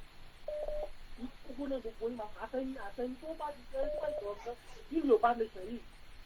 Lórí títà yẹn sọmọ ọ̀rọ̀ yìí wàhálà ẹ̀jẹ̀ bẹ̀rẹ̀ ní anybody lọ́wọ́ ta wà yìí ọkọ̀ sọ̀rọ̀ ẹnìkan ní Yorùbá lè bẹ̀rẹ̀ wàhálà ẹ̀wọ̀ ní púpọ̀ fún ẹni máa fi pa. Aṣẹ́dùmarè. gbogbo ìdílé pátá ẹ̀ ní sí èyí. ṣe gan ni thank you so much ẹ kà tó fẹ́ lómi láàyè. bí a gbogbo yín ti rí lórí screen ó ní Sunday Igboho ti cast kí ló gbà cast èlò ló fi cast èlò lọ fún Sunday Igboho tó wọ́ ti ẹ̀mí àwọn èèyàn tó pa sínú ilé ẹ̀ téjì bá ń di máyégún èdè ò gbọ́dọ̀ di àwa bọ́ a gbọ́dọ̀ dá lóhùn kó lè mọ̀ pé èdè ò di àwa. ẹ̀gbọ́n sókè bàbá mi à ń gbọ́ níṣà. gbogbo àná làjọ ń ṣe torí tèmi bá ṣe tẹ̀yìn ò bá gbọ́ waste of time ni èmi náà ti di betrayal nìyẹn àbí nígbà tá a bá ń support máyégún lọ́sàn-án yìí èmi náà ti di betrayal nìyẹn kí lẹ wá fún mi £10 fún tẹ́ fún mi ní £3 tí mò ń jókòó síbẹ̀ 4 hours 3 hours. ṣẹ̀rí máyégún yẹn olórí burúkú èèyàn ayé òun ọ̀run kì í ṣe gbogbo ọmọ tí yàrá bí fún àlè lọ́mọ àlè o ọmọ àlè nọ́mbà 1 lò ọmọ àlè nọ́mbà 1 fẹ́ kẹ́ sọ̀rọ̀ ni ẹ má sọ̀rọ̀ o. ẹ̀yẹ mo ti tí mo máa sọ náà mo ti sọ yẹn èmi kan bó ṣe ń lọ kò yé wọn mọ́ kíkìní yẹn ṣe ń lọ kò yé wọn mọ́ ó dàrú mọ́ wọn lójú òun náà gbogbo àwọn. dáàdì mi sà èmi àti máyégún ti sọ̀rọ̀ nísìn bàbá Alhaji Alabi Basiru wọ́n máa ń pè sórí program wọ́n ti bẹ̀ mí pé kí n pe máyégún mọ́ ní ṣé mo bá jà ní kí mo fẹ́ máa pè fún bí mo fẹ́ pè fún mo distance ara mi pẹ̀lú ẹ̀ ni kó wà níbi tó wà kó máa ṣe tiẹ̀. ọ̀rọ̀ yẹn bó ṣe ń lọ bí ó ṣe ń lọ gbogbo wọn táwọn gbé gbogbo bó ṣe ń lọ yẹn jáde mọ́ kò yé wọn mọ́ wọ́n ń wò pé báwo ló ṣe máa wọ Nàìjíríà báwo ló ṣe máa wọ bí kò wá yé wọn mọ́ bó ṣe ń lọ gbogbo wọn tó bá wà ní ipò olóyè Sunday Igboho nígbà tó ń mú bàbá síkú tọ́ nìyẹn gbogbo wọn náà máa gba owó ó ń yà wọ́n lẹ́nu bí bàbá ò ṣe gba owó tó dẹ̀ fi wọ́n ṣe wà yẹn bó ṣe ṣẹlẹ̀ kò lè yé wọn títí tá a dẹ̀ máa fi débi tó bá tá a ń lọ náà kò lè yé wọn ó kàn máa yà wọ́n náà lẹ́nu náà olórí burúkú ọ̀pọ̀ bẹ́ẹ̀ o kì í ṣe máyégún nìkan o gbogbo wọn ọ̀pọ̀ bẹ́ẹ̀ lẹ́yọ kọ̀ọ̀kan máyégún náà kàn tún ti jáde this time around ẹ má jẹ́ kó convince yín ẹ bínú ju bó ṣe yẹ ká ẹ bínú jọ tó bá tún pè é ẹ lè gbájú ẹ látòrí fóònù ẹ gbé gbájú fún látòrí fóònù ẹ gbé ìgbájú fún ọmọ àlè olórí burúkú ni gbogbo wọn ṣèlú bẹ́ẹ̀ ṣe dẹ̀ bọ́ ṣe da gbogbo iṣẹ́ yẹn mọ́ lójú tọ́lọ́ ṣe dà mọ́ wọn lójú báwọn alálẹ̀ ṣe dà mọ́ wọn lójú yẹn táwọn tí ò yé wọn mọ́ yẹn bẹ́ẹ̀ gan ló ṣe dáa torí tó bá yé wọn wọ́n tún máa takò wá bọ́ọ̀ ṣe lè takò wá mọ́ ẹ̀ tó yà wọ́n lẹ́nu yẹn ìyẹn kan tó lọ́wọ́ àwọn alálẹ̀ fi ṣe nìyẹn ẹ máa bá ṣe yín lọ ẹ̀ thank you so much èmi kan lọ ẹ ṣe gan láṣẹ Èdùmàrè thank you so much èmi kan gbà tí mo lọlé ìgbà tí mo dé báyìí mo calm down tèmi gbogbo ilẹ̀ mọ̀ pé program mi calm down ojoojúmọ́ dẹ̀ mi wá sọ pé mọ̀mísí mi ìyá mọ́mí wa comfort ológun jà ojoojúmọ́ ló máa ní ẹni sùúrù ojoojúmọ́ ló máa sọ pé Koiki máa ṣe program máa ṣe pé mọ̀ àná ṣe pé mọ̀ àkànwá kódà àwọn sí mi sì sọ fún mi níjọ́ Sunday pé àní máa ṣe program má bùyàn kankan mọ́ so ṣégbà tí mo lọ sí Nàìjíríà tí mo dé ṣé mo calm down ni ẹ̀gbọ́n sókè alàgbà ẹ má bínú sá à ń gbọ́ yín sá ẹ̀gbọ́n sókè. ẹ kú ètò náà nìyẹn sá. ọlọ́run agbèwà délẹ̀ lérí lágbára ọlọ́run. àmín. nítorí burúkú ni máyégún yẹn mú fọ́lọ́ program mi báyìí. a ṣì wà láì gbogbo èèyàn náà ló ń gbọ́ yín. gbogbo ènìyàn ti máa pè é ní betrayal ṣé wọn mọ tún mọ betrayal ni. àwọn Yorùbá kọ nǹkan wọn ní kò lè yé wọn bí ò yé wọn kò lè yé wọn lọ́la kò lè yé wọn kò lè ìgbà tí bàbá ti pa láti bí 3 years ago ipe ẹ fọwọ́sowọ́pọ̀ ẹ jẹ́ ká jáde àwọn Fúlàní ti fẹ́ bàbá tán kí ló dé ẹ wá já ẹni sìn ẹ sẹnu falafolo ẹ sẹnu bí ẹnu bèrè kẹ́ni lẹ́yìn kọ́ lọ yídi process fún kò fa kéńgbà yẹn olórí burúkú máa yí pé wọ́n á sọ̀rọ̀ nísìn ẹ̀yìn tí wọ́n lẹ̀ wọ́n fẹ́ kẹ́ sọ̀rọ̀ ní gbogbo wọn tọra wọn ni wọ́n tọra wọn kò sí nǹkan tí wọ́n ẹni tọ́lọ́run ti rán ọlọ́run ti rán nìyí ọlọ́run dẹ̀ máa mú délẹ̀ lérí lágbára ọlọ́run. àmín ẹ ṣé gan ni. wọ́n tọra wọn ni ẹ̀yìn tí wọ́n lẹ̀ wọ́n fẹ́ kẹ́ sọ̀rọ̀ ní. mo tẹ̀lé àìfẹ́ ṣe ń sẹ́nu kù yẹn wọ́n fẹ́ gbọ́ tẹ̀lé yín ni. kò possible. olórí burúkú ọwọ́ sọ pé wọ́n fún bàbá àgbàlagbà wọ́n fún olówó jẹ bọ́mbàtà nìyẹn bọ́mbàtà lórí bọ́mbàtà wọ́n fún bàbá yẹn òun fún bàbá yẹn lówó oúnjẹ. ẹ tó bá fẹ́ máa ṣe protest ẹ̀ kọ́ máa ṣe protest ẹ̀ sóòní kọ́ máa ṣe protest ni àwọn bá kó ọ̀tọ̀ ní nǹkan tí bàbá gbé dání. ọwọ́ àṣọ fún wọn fún wọn lówó oúnjẹ ìwọ ra kinní kan á ṣòfò dànù ni. ṣẹ́dùmarè ẹ ṣé gan ni sà. lórí burúkú ẹ̀dá ẹ ṣé gan ni ìdákò ìkí. mo ti rí orúkọ múfì tí mo wá Barbarian lórúkọ múfì yẹn mò ń bọ̀ bákẹ́ntì mi ti sẹ́ndẹ̀ sí mi ẹ ṣé gan ni Barbarians ẹni tó bá ti wo múfì yẹn go and watch it a sì ń gba kọ́ọ̀lù gbogbo ẹni tó bá fẹ́ pè mò ń bọ̀ mo fẹ́ kí gbogbo mo ti sẹ́ndẹ̀ mo ti táàgì Máyégún ẹ sọ fún Máyégún pé kó lọ wo múfì wọ́n máa padà gé orí ẹ̀ sógun ni ẹni kó lọ wo múfì ọ̀dàlẹ̀ máa padà kú náà ni ọ̀dàlẹ̀ ẹni tó bá ti dalẹ̀ torí pé ó ti dalẹ̀ kí ni Ìgbòho ṣe fún ẹ o raise 40 million no kò raise 1 billion kọ́kọ́ Ọ̀rúnmìlà gbóhùn sókè ọmọ Ọ̀rúnmìlà àwọn èèyàn ti ń hot ìta ni mo wà táwọn èèyàn ti ń pè mí pé Koiki kí ló ń ṣẹlẹ̀ mo ní ẹ fọkàn balẹ̀ ọmọ àlè ni bomb bastard ni ó fẹ́ kí n sọ̀rọ̀ ni bọ̀ mo ní sọ̀rọ̀ mo ń gbọ́. Brother Koiki, I was very very surprised and I was very very disgusted nígbà tí mo rí kí ní fídíò yẹn tí mo rí gbogbo comment yẹn. Brother Koiki, tí olóyè Ìgbòho bá sọ pé káwọn Yorùbá nation máa jáde sí protest kankan, is it wrong? He is not wrong, he is right. Okay. Nigerian government dey yẹ pé for the past 2 weeks Nigerian government wọ́n ti ń wá ọ̀nà tó máa put orúkọ kan to the forefront tó máa bully for the rest of their life. That's what Nigerian government is looking for the past 2 weeks. The entire media, gbogbo Twitter everywhere, Nigerian government is saying, show your face, put your name, put your address, kìnìkan. Wọ́n wá ojú tó máa gbé sórí face ń pé international community o ẹni tó dá wàhálà lẹ ní Nàìjíríà lélẹ́yìí o tí ẹ fi dàrú o. That is what Nigerian government is looking for. So now olóyè Ìgbòho rẹ̀ sọ pé ẹ̀yin ọmọ Yorùbá nation ẹ má lọ mi sọ pé kéèyàn ọmọ Yorùbá má lọ protest o ṣùgbọ́n tẹ bá lọ protest ẹ má pariwo Yorùbá nation kọ́ má sọ pé Ìgbòho ló gbé gbogbo yín jáde. Gbogbo wa ọmọdé gbọ́n àgbà gbọ́n la fi jáde ìfẹ́ kó táwọn wa Yorùbá sọ nìyẹn ọmọdé là wà àdẹ̀gbọ́n ọgbọ́n wà lórí wa báwo lolóyè ti jẹ́ bìtẹ́ yàtọ̀ rí Ọlọ́run báwo lolóyè ti how láti bó síbò.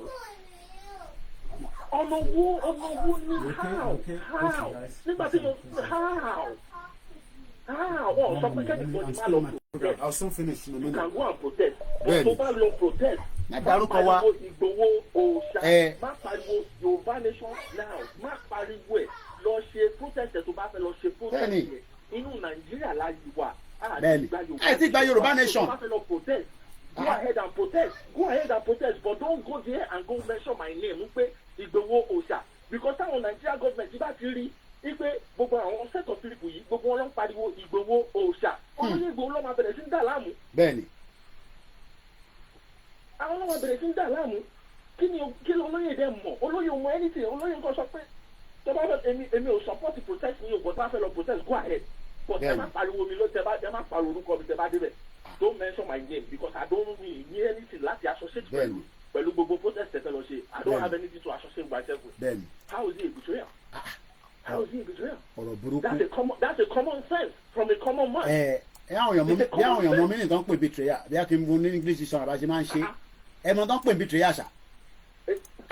Yes now. táwọn èèyàn mọ tán pè ní betrayal. A betrayer is a person who is not loyal to their country or to another person, often doing something harmful such as giving information to an enemy. Bọ̀dá mi Koiki inú Google definition betrayal nìyẹn ṣùgbọ́n táwọn èèyàn ṣẹ̀ bá fẹ́ understand nǹkan tí Judas ṣe fún Jésù nǹkan tó ń pè betrayal nìyẹn that's what they call betrayal. Nǹkan tí Judas ṣe fún Jésù ló ń pè betrayal. Judas Iscariot was one of the 12 apostles. He is notorious for betraying Jesus by disclosing Jesus' whereabouts. Ojoojúmọ́ ló máa pè mí níbo ni Ìgbòho wà nísì níbo màmá sọ pé báwo ṣe máa sọ fún níbi tí Ìgbòho wà tó possible ni báwo lè ṣe máa pè mí pé Mr. Koiki ṣé Ìgbòho ti wà ní Benin nísì báwo ṣe máa sọ bí tí Ìgbòho wà fún àwọn èèyàn àwọn kan náà wọn nídìí nọ́mbà Ìgbòho n ò lè fún ní nọ́mbà Ìgbòho kò possible ó dàbí ìgbà tẹ́ ń béèrè nọ́mbà Joe Biden ni Ìgbòho ti kọjá ordinary person tá a kò máa sọ pé bíbá yìí ló wà ẹ wá bẹ́ẹ̀ kì í sọ̀rọ̀ ẹ wá gbé gbogbo ẹ̀ jáde. àwọn èèyàn kò gba gate school kọjá ní ọlọpọlọ ní ọwọ́ ti ṣe I don't understand ọ̀rọ̀ this àwọn èèyàn mọ tí ẹ má bínú brother mi ẹ má bínú pé mò ń interrupt yín ó dà pé àwọn èèyàn mọ tí mò ń face lójoojúmọ́ wọ́n ti gbé ọ̀yàn wá gan sẹ̀ oríṣiríṣi ìdí nítorí àdákẹ́ oríṣiríṣi method. ṣẹlẹ̀ mi gan nínú Yorùbá nation struggle yìí bí mo ṣe máa hot tẹ́lẹ̀tẹ́lẹ̀ ìgbà tó wá yá mo wá step back tí mo step back pé mo kó nínú Yorùbá nation struggle or Yorùbá nation agitation mo step back mo wá ń wo everything from a distance pé I want to understand something the way ṣẹ̀dí tẹ́yọ̀ bá fẹ́ understand nǹkan in this life sometimes you have to leave that thing alone bẹ́ẹ̀ni and you look at it from a distance kò wá understand pé okay nǹkan tó ń ṣẹlẹ̀ ní wàá padà lọ sínú ẹ̀. So what are we talking about? What betrayal? What betrayal? I don't understand. Okay. So, Shegoni, yeah, go ahead. You still want to complete? Thank you so much, brother. I am not the best. Mo máa ń sọ ẹ lọ wo movie yẹn tó bá ti wò mọ́ ń bọ̀ brother mi Taiwo Thomas ẹ lọ wo fíìmù kan tó ń pè ní Barbarians. Ó padà dalẹ̀ ó wá fẹ́ tẹ̀lé àwọn tó dalẹ̀ fún àwọn yẹn wá bẹ orí ẹ̀ wọ́n ní ìwọ tó dalẹ̀ àwọn ìran ẹ̀ ó máa àwọn ò gbọ́dọ̀ dalẹ̀ níbi tí lè ṣúdè yìí mo ní kò ń ṣòwò lè ní wá mọ́ orúkọ yẹn ti wà enough lóòótọ́ kò sówó lọ́wọ́ mi ara ń kan Gaza èmi náà nídìí owó ẹ tí wọ́n ń pariwo lójoojúmọ́ ni but orúkọ mi máa dé ibi tó yẹ kó dé wà mo ti gbórúkọ mi ju ti bàbá mi lọ òbí bàbá mi fi ń gba owó ló fi ń ṣafẹ́fẹ́ ọmọ Yorùbá nation lèmi pẹ̀lú ọlá ìmọ́lẹ̀ Oòduà Taiwo Thomas àti gbogbo ẹ̀yàn ọmọ Yorùbá àwọn ògbọ́dọ̀ tí wọ́n jáde ká dalẹ̀ yìí. confam boss. èlò lẹ fẹ́ gbé fún mi lọ́wọ́ màmá tèmi ti sanwó nù ní Heathrow airport mo sọ fún yín náà ó sá kúrò Nàìjíríà ni my mom left Nigeria in 1992 kò tí pàfi ń dẹnu ta ni màmá Máyégún ta ni bàbá ẹ̀ mọ̀ sí mi ń wo Máyégún dọ̀la kò dẹ̀ mí pé tó bá ṣe program lálẹ́ tó bá wà òkè máa jókòó máa wò ọkùnrin la wá bọ̀ mo kọ̀ láti jáde kí n sọ fún ni tó bá jẹ́ pọ́bìnrin gan nísìnyí mo lè lè wó pé ẹ máa sọ fún wa pé misunderstanding o èyí ti misunderstanding o ó mọ tó ń ṣe o Máyégún mọ tó ń ṣe o ó mọ tó ń ṣe o ó lè discredit olóyè Ìgbòho ó lè discredit bàbá táwa gbé sẹ́yìn Taiwo Thomas bóun sókè kí ló fẹ́ sọ àwọn yẹn wà ń lé Taiwo Thomas wà ń lé Máyégún máa bọ̀ Nàìjíríà kí Taiwo Thomas padà sí Scotland kájọ swọ́pẹ̀ bóun sókè jàre Taiwo Thomas. Confirm my boss mo appreciate voice yìí gan sa and gbogbo times tí mo wà ní school bí mo ṣe ń gbọ́ torí mo rí earpiece ni I'm very very happy and mo dey ma appreciate the effort because a number one standing media tó dúró tán even nígbà tí wọ́n yọ monetization kúrò ní page dáàdì mi nígbà tí wọ́n yọ kúrò bẹ́ẹ̀ bàbá yìí ti ṣe program lọ without looking back láì wo any viewers ẹni tẹ́bi máa ń gbé fún jù nínú Yorùbá Nation sir you are the person white lion because sir kí wo viewers kí tó ṣe program ẹ máa ṣe program yẹn straight forward ni and secondly lórí ọ̀rọ̀ tó wà lẹ̀ lórí ọ̀rọ̀ chief gbogbo àwọn tó ń sọ̀rọ̀ mọ̀ wípé bàbá ti ní heavy voice ṣùgbọ́n fọ́sí kí ó kọ́ appreciate ẹ̀yin dájú mi tẹ́ ẹ stand fún olóyè tí azin tẹ́yàn bá ti ní a good and current spokesman things will be going on lively and smoothly because wọ́n mọ̀ wípé Ìgbòho voice Ìgbòho lásán tó máa sọ̀rọ̀ wípé àwọn ò mọ anything nípa protest àwọn tó máa tí wọ́n ní jáde nínú Yorùbá Nation tí wọ́n ní jáde mọ́ nílẹ̀ Yorùbá wàhálà wọn wọ billions wọ́n fẹ́ fi ara yẹn láti fi discourage wípé ókè o Ìgbòho ti sọ̀rọ̀ wípé kẹ́ má jáde fẹ́ because wọ́n mọ̀ wípé orí ìgbòho ló ní the power voice ní ilẹ̀ Yorùbá lẹ́nìí kò sí ẹlòmíì tẹ́lẹ̀ máa jẹ́ ìrẹ́ni wípé òun jẹ́ kíní kan ilẹ̀ Yorùbá ìwà ni ìlú mẹ́ni kò ní anything olè ló ní power voice wọ́n fẹ́ máa gbogbo destruction láti fi destroy wípé ókè o kí Ìgbòho sọ̀rọ̀ fourthly inú mi dùn wípé wàhálà bàbá yóò jẹ́ láti wá sọ anything because tí wọ́n bá sọ̀rọ̀ àwọn tó máa rẹ̀wẹ̀sì lórí protest wọ́n máa pọ̀ gidi gan even ó máa ju àwọn tó ń prepare gan lẹ̀ lọ because wàhálà gbogbo tó lóye ní ó heavy gan tó ti jẹ́ big voice and bí mo ṣe wọlé last week sàdáyé mi nípa fún yín o ó yẹ èmi fúnra mi kẹ́lẹ́nu because inú group tó ní kálukú wa I love Yorùbá Nation at this point because even group tó ní kálukú wa gan no one loud this wípé Ìgbòho ń pọ̀ wọ́n lé and most of àwọn tí wọ́n wá sí láàárín Yorùbá Nation wọn ò mú bó wá ṣe ń lọ mọ́ they are not getting confused last week Thursday yẹn sà níbi after one ọ̀sán èmi àtẹnìkan sọ̀rọ̀ níbi tí mo wà nínú kinní báyìí ẹni ẹ jẹ́ àgbàlagbà tó tún á jẹ́ a very big politician wọ́n sọ fún mi pé ṣòmọ́ pé ẹni tẹ́yìn sọ wípé ẹ pè é níta yẹn kò lè wálé mọ́ tí kò bá wálé kò lè sọ Yorùbá Nation it was after one ọjọ́ Thursday after one ọ̀sán and I'm very surprised nígbà tí mo rí fídíò olóyè nírọ̀lẹ́ olóyè tí wọ́n sọ ní ibẹ̀ pé Yorùbá Nation inú mi ti sọ pé that video I caught it wọ́n á sèǹjẹ̀ sí ẹnìyẹn pé dáàdì ṣẹ́ni gbọ́n tí Ìgbòho sọ bí ṣẹ́ni wípé Ìgbòho ò sí nígbà tẹ́mi àfi sọ nínú ọ́fíìsì ẹni olóyè ò sí bẹ́ẹ̀ rárá that means Ọlọ́run bá bẹ́ẹ̀ ń ṣiṣẹ́ pẹ̀lú ọ̀kọ̀ọ̀kan ó dẹ̀ mú ohun tó ń ṣe who are those standing there saying that Ìgbòho is a betrayer Ìgbòho is a betrayer and gbogbo nǹkan tó ní gẹ́gẹ́ bí dúkìá ó dẹ̀ sílẹ̀ for like 3 years bàbá yẹn ò sí ilé o kò sí ní Nàìjíríà o and you are there you are shouting ranting on ohun tí o ti ẹ̀ ní ìtumọ̀ ṣé àmọ́túmọ̀ betrayer ni betrayer ń bo wọ́n wá léèyàn wọ́n fẹ́ pa ẹ̀mí èèyàn wọ́n fẹ́ pa even nínú kinní náà ni ìyá ẹ̀ ti sọ ìyá ẹ̀ nù sí o ìyá ẹ̀ sọ̀rọ̀ sínú kinní kò sí yẹ kò dé ní díẹ̀ ẹ̀gbọ́n olóyè náà sọ̀rọ̀ síbi kinní yìí o ọ̀rẹ́ tímọ́tímọ́ wọn náà sọ̀rọ̀ síbi kinní yìí why are you so daft like this kí ló dé ta máa ń sọ̀rọ̀ bẹ́ẹ̀ ni tí ò kàwé náà kí ni Ìgbòho tiẹ̀ ṣe fún ẹ̀yin tẹ́ máa tẹ̀lé tẹ́ máa ń sọ̀rọ̀ wípé kí ni Ìgbòho ṣe fún oníkálukú yín tẹ́ ẹ̀ bá lè ṣe ẹ̀dẹ̀ fúlẹ̀fẹ̀ ńtọ́lọ́wọ́n bá rán nàá tí ò bá wù yín àti ṣe ẹ̀ fúlẹ̀fẹ̀ ńtọ́lọ́wọ́n bá rán nàá ẹ̀ lè jà fún mẹ̀kúnnù ẹni tó lè jáde ti jáde tán tí yóò ju wípé àbí gbogbo ọdẹ iná orílẹ̀ Yorùbá lẹ́yìn ìsìn tí wọ́n gba donation fún yín tí ọba wọn láìkì yín ni wọn lọ́ọ̀fù yín nínú ìpọ́njú sí yín làwọn ti ń yọ̀ Ìgbòho fẹ́ yọ̀ nínú ìpọ́njú sí yín tó lè bá fẹ́ ṣe kí ni Ìgbòho lè ṣe àwọn àlejò díẹ̀ tá a máa gbádùn ayé ẹ̀ tẹ́lẹ̀ máa wá sẹ́yìn ọ̀nà lójoojúmọ́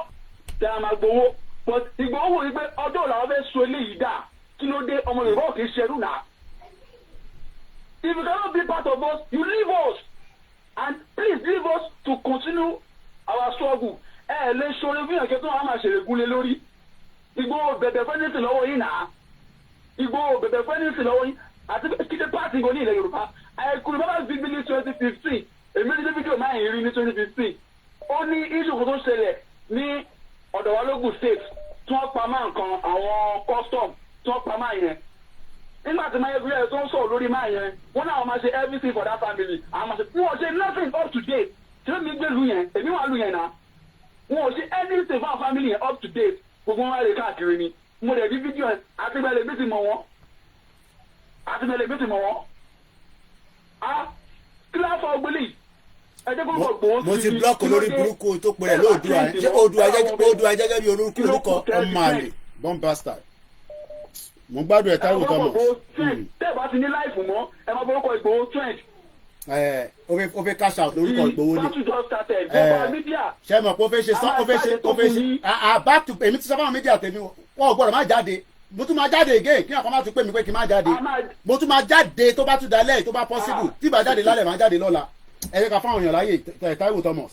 Táíwò Thomas is a physical challenge ó ní ojú tó wà a little bit tí kò fi tó rọra manage ìwọ máa bọ̀ padà kó wá ṣe mo kí ẹ arẹwà arábìnrin my beautiful sister ó tójọ́ mẹ́ta àwọn oníjẹ́kọ̀ọ́ sí ìbáyọ kẹta ní ìṣorúkọ Ìgbòho a máa tátọ́ pẹ̀lú gbogbo yín ni mò ń bọ̀ Aisha fún mi ní 1 minute hello kọ́là hello sókè mo wà pẹ̀lú yín. Mr. Koiki ṣe rí ẹ̀rí Mayegun is after the Igbos money. ó mọ bó ṣe wọ́n mú àwọn ọmọ Igbo a máa pe Nnamdi Kanu ó ti ní fídíò wọn rí wọn he is a crook he know how to catch the Igbos. nǹkan tó máa ń ṣe nìyẹn ó ti gbọ́ yín náà lórí ṣẹ́ẹ̀rí náà tí prince jẹ́jẹ́mà náà pè wọlé tó bu yín náà ó dá pé yóò láti ta mẹ́fà. láyé àfi wà lórí Twitter kò ṣe nọ́mbà tó fẹ́ pèsè kò ṣe nọ́mbà yẹn. kò ṣe níyì ó ti pẹ́ tó ti lé ìyàtọ̀ lóye tí ni ó ti pẹ́ àtàwọn bàbá yẹn ó kàn wá ọ̀nà kóun máa gbà láti fi àtàkó lóye yìí. anybody that come for lóye Ìgbòho go collect woto. back to back. bí àwọn ọmọ Ìgbò ṣe fi Nnamdi Kanu ṣeré làwa náà ń fi Ìgbòho ṣeré kí Mayegun tètè lọ gbọ́n sí àwa náà wá wo ṣú ẹ̀ àbọ̀ ṣe èrè ni àbútọ́ ti fóyìnbó àbọ̀lórí burúkú ni. ìwé máa kọ́ fóyìnbó ni ìyẹn mo ṣe wọnú dé pẹ̀lú ẹ̀ gbàdúrà wá fóyìnbó ńkọ́ ó máa àwọn èèyàn tó wà lọ́wọ́ mi tó fóyìnbó ni. ànọ́bì tèmi ni Ìgbòho èmi wíṣẹ́ẹ̀sì Ìgbòho kò ń ṣe Jesus tó ń sọ fáwọn amísìn àbí kìíní yẹn èmi wíṣẹ́ẹ̀sì ẹ̀ ní tó fi gbogbo nǹkan ní ẹ̀yẹ. níjà olùwọ London tààrẹ ń gbà. everybody tó bá ṣe rọ́bìṣì pé kọ́ máa bù Mayegun máa ṣòfò ni àbọ̀lórí burúkú ni àwọn òfin gbowó ṣeré àwọn òfin gbowó ṣeré ọmọ wíkìn pọ̀tà àwọn olíbò yẹn ó mọ bó ṣe wá mú wọn. Adáde lo Nnamdi Kanu wọn lá lo bí wọ́n ṣe ti kíkọ́ àwọn èèyàn náà tí wọ́n tẹ̀sẹ̀ wọ́n máa dáwó fún. Àwọn yóò lè tí kọ́ni ẹ̀ bá gbàgbé àṣà wọn ọ̀ lè gbẹ́ sílùú wọn. Àwọn ọmọ yìí kò ń fi ara ṣeré. Wọ́n lò wọ́n náà ni ìjọba mọ̀ wípé tí wọ́n lò ẹ̀ ni ṣé wọ́n mọ̀ ni. Àwọn náà máa ọmọ Yorùbá di bímọ náà tó lọ fún àmọ́ bó ṣe ń lọ ni.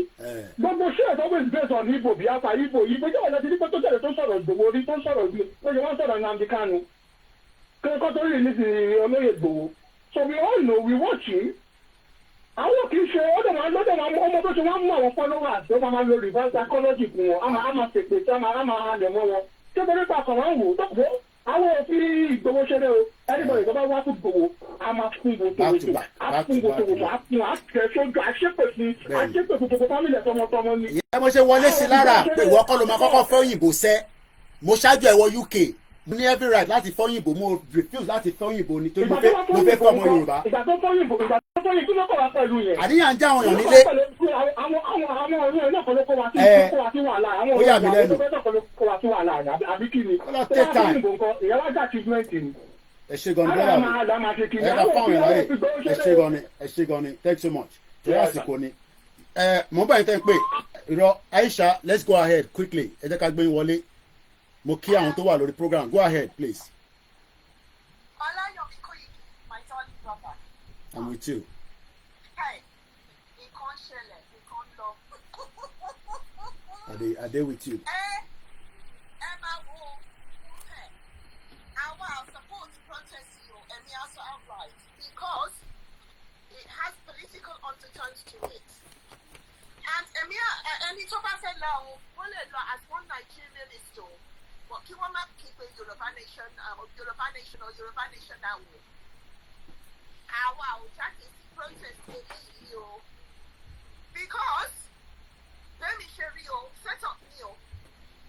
Ọlọ́run má jẹ́ ká jáde kí wọ́n wá sọ pé kí wọ́n wá lẹ́kọ̀ọ́ wá ní terrorist movement. Because this is where it's heading. Olóyè Sunday Igboho, may he live long for us. May God continue to bless him. Sure. Always. How many times have I been on this platform? Lórí àwọn Igbo platforms yẹn tí wọ́n máa bú Olóyè Sunday Igboho pé terrorist ni. Ṣé eléyìí kan ní set up? ara ń ta àwọn Igbo yẹn because Nnamdi Kanu is still in the prison. Kò dẹ̀ sí ní àwọn ẹ̀ ṣe problem tiwa àwa kọ́ la mú Nnamdi Kanu Ìgbòho kọ́ ló mú Nnamdi Kanu àwọn ló ta Nnamdi Kanu olórí burúkú Ifeanyi bá wà lára àwọn tó ta Nnamdi Kanu. It's as simple as that. They are upset, they are angry that Igboho is out operating while their leader is in there, and that is not our problem. Our call Nnamdi Kanu.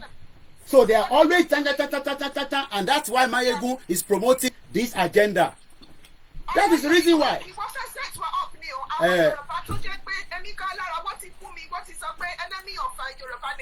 Order. Okay. Order. All right. Because when you're speaking the truth and you're warning out these our Yoruba brothers and sisters, they should not allow themselves to be put out to be used for evil agendas. They will now be insulting we that were speak we Yoruba starting we in set up Nikini and it has serious political undertones. We are not one Nigerianist. We are Yoruba nation. All right, we're not interested in the protest. We come. Remember Olayomi Koiki when we did our protest with Oloye something. All right, we come back to you because I'm very pressed. 1 hour, I have less than 1 hour. I'm going to share lesson, and if you are going to share lesson here, so I'm trying to manage as many of us. I'm going to come back to you again. Just mute there, please. I'm going to come back to the next Twitter space. Let's come straight back again to the phone calls. The phone calls is very hot. I'm coming to you. Yeah, go ahead. Hello. Mumba, Ewa, Enisuru, go ahead, my brother. I'll give you about 1 minute and a half on the Twitter space. Go ahead. Mukiele Konsarewa. Yeah. You're welcome.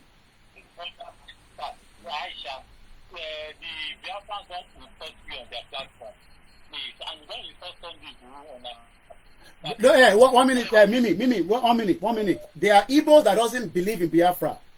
So when we are saying Igbos, we know what we are saying. We know that there are Igbos that will not abuse Yorubas. But there are some Igbos that doesn't believe in Biafra, and they will abuse Biafra, they will abuse us, and it's vice versa. So just go straight to the point because of the time. Okay, thank you.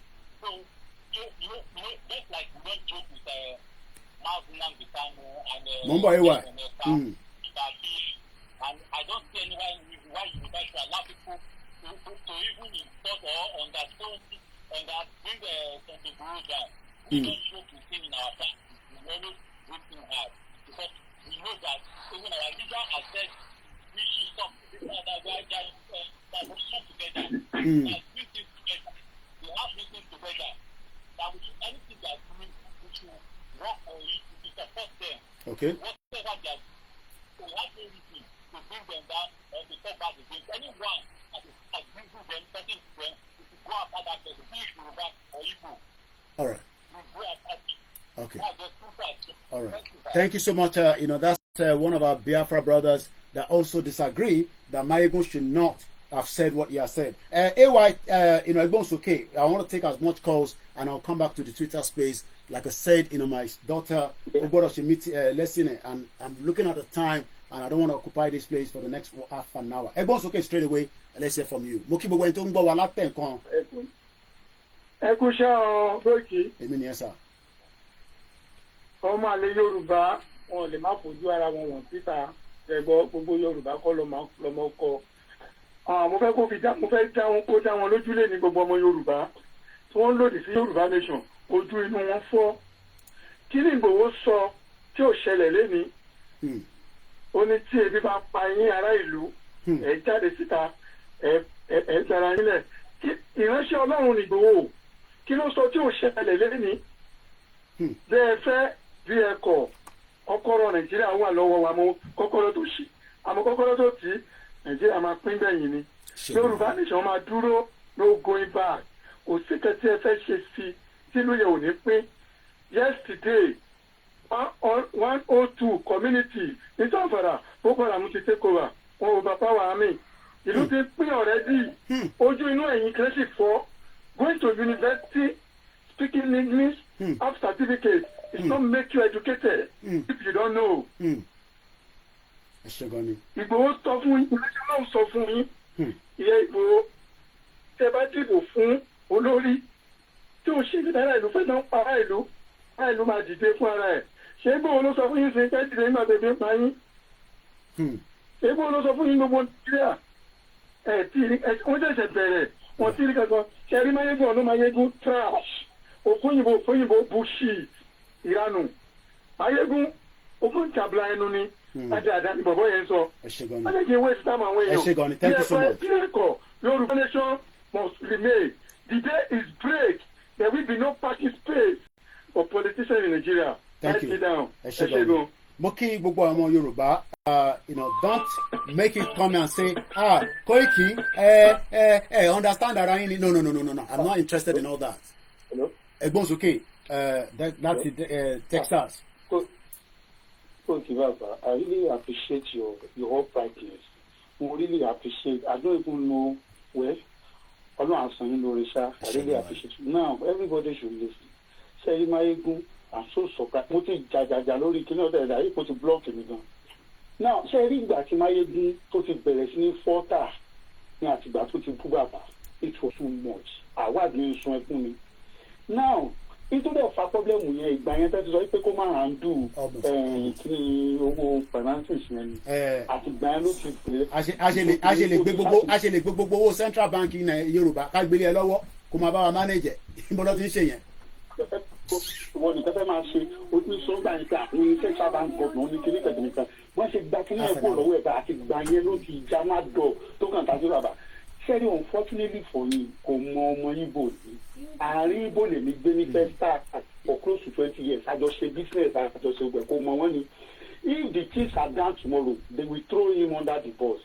Ṣé owó tó ń rí gbà lọ́wọ́ wọn ló ṣe ń ṣe galagale I'm telling you and o ò lè tara ilé ẹ lọ́pọ̀ because o ò ní rí ìrà lọ́wọ́n gan nígbà tó bá fẹ́ rà.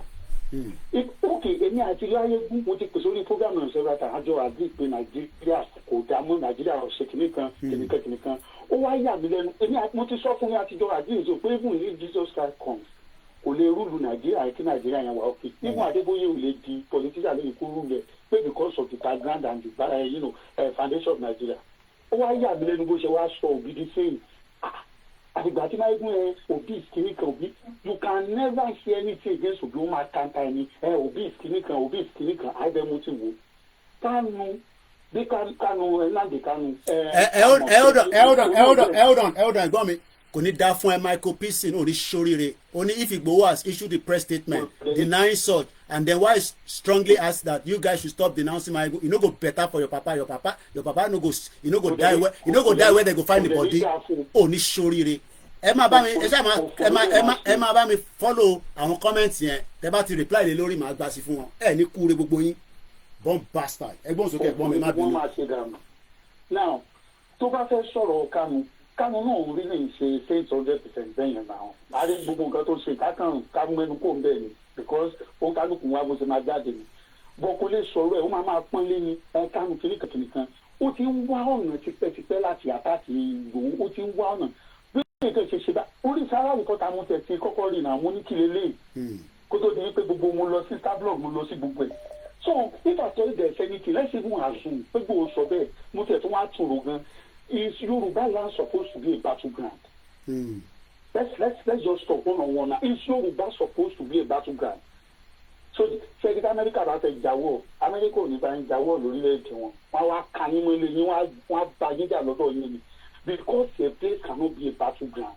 So even if people say so he is right Yoruba land cannot be a battleground for whatever reason. So okay wọ́n jẹ́ wàá sọ bẹ́ẹ̀ ní báyìí ó kàn déédéé mú and you are tarnishing ó kàn wọ́n sẹ́yìn bó tẹ̀ ṣe máa ń sọ̀rọ̀ sí bàbá àti tó yẹ yẹn. ó ti sọ̀rọ̀ sí bàbá yẹn jù. kí ni ẹ̀yin rí kékeré mo ní láti switch off fún bẹ́ẹ̀ ni so please ẹni tó bá sọ pé ẹ má jáde ẹ má dá olórí búkú ayàtọ̀ gbogbo wọn àdìsẹ́ kò tí ì mọ ọmọ ibo ìjọ kan ló ń ṣe program ló sọ pé àwọn ibo kan lọ máa ṣe nǹkan sílùú wọn pé ìfàgbọ́n nǹkan ṣe wáyé gan-an ó máa lọ ralẹ̀ nílẹ̀ ibo mo kàn rẹ́rìn-ín pé bọ̀bọ̀ yóò mọ ọmọ ibo àtàlẹ̀ fẹ́ ó dà ipò ti ya wèé ìwọ́n tó mọ kankan èmi gbé látọ̀dọ̀ wọn láti kékeré nígbà tí mo wà lọ́yọ̀ ọmọ ibo gbogbo àwọn ọmọ wa kéékèèké nígbà yẹn máa fún wọn lówó wọn á bá ogun wọn sùn tó bá ti di táyì gbàtọ́ bẹ́ẹ̀ tọ́márì wọn á lọ sílùú wọn wọn á lọ mú ní ìwà ìwà because of cheap money. torí àsìkò kálí tètè fáwọn kan láyè gé thank you so much torí akọjọ manager ni because of the time constraint. mo kí gbogbo ọmọ Yorùbá let us not be concerned but we need to respond to this bomb bastard for coming to say that Igboho is a betrayer. gbóhùn sókè Igboho ṣá ti Ìbàdàn. gbóhùn sókè à ń gbọ́ ẹ mo ti gbọ́ ẹ náà máa sọ̀rọ̀ mo ń gbọ́ ẹ. àṣẹ Èdùmàrè. àṣẹ o. ayé ẹ máa bàjẹ́ ni. àṣẹ o. gbogbo àwọn tá a bá jẹ wà ní sọ́ọ̀bù láti 2020 ẹni tó bá ń sọ̀rọ̀ sẹ́ni Ìgbòho náà ìdájọ́ publicly ó jọ máa sẹ́kù. àṣẹ o. láti Èdùmàrè. àṣẹ. yóò ṣe rí nìyẹn. àṣẹ. máa takò ní máa ṣe mílíọ̀nù máa ṣe fílẹ̀ títọ̀ kìíní ayé ẹ máa bàjẹ́ ni kò ní sóríire. àṣẹ o. kò ní sóríire ayé wáyé kò ní dáa. àṣẹ o. kó tiẹ̀ máa ṣiṣẹ́ lọ kò ní àṣẹ gan ni.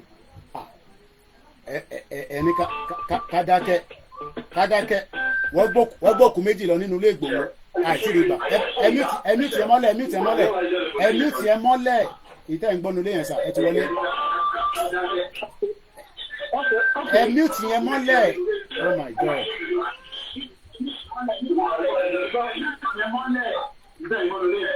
hello. ẹgbọ́n sókè sà. hello. à ń gbọ́ yín. ẹ káàsán. ẹ káàsán sà. ẹ jẹ́ kí n kò sáré sọ one or two things lórí nǹkan tó ń ṣẹlẹ̀ yìí. àkọ́kọ́ máa kọ́kọ́ kí Koiki ìjà pé wọ́n pèsè.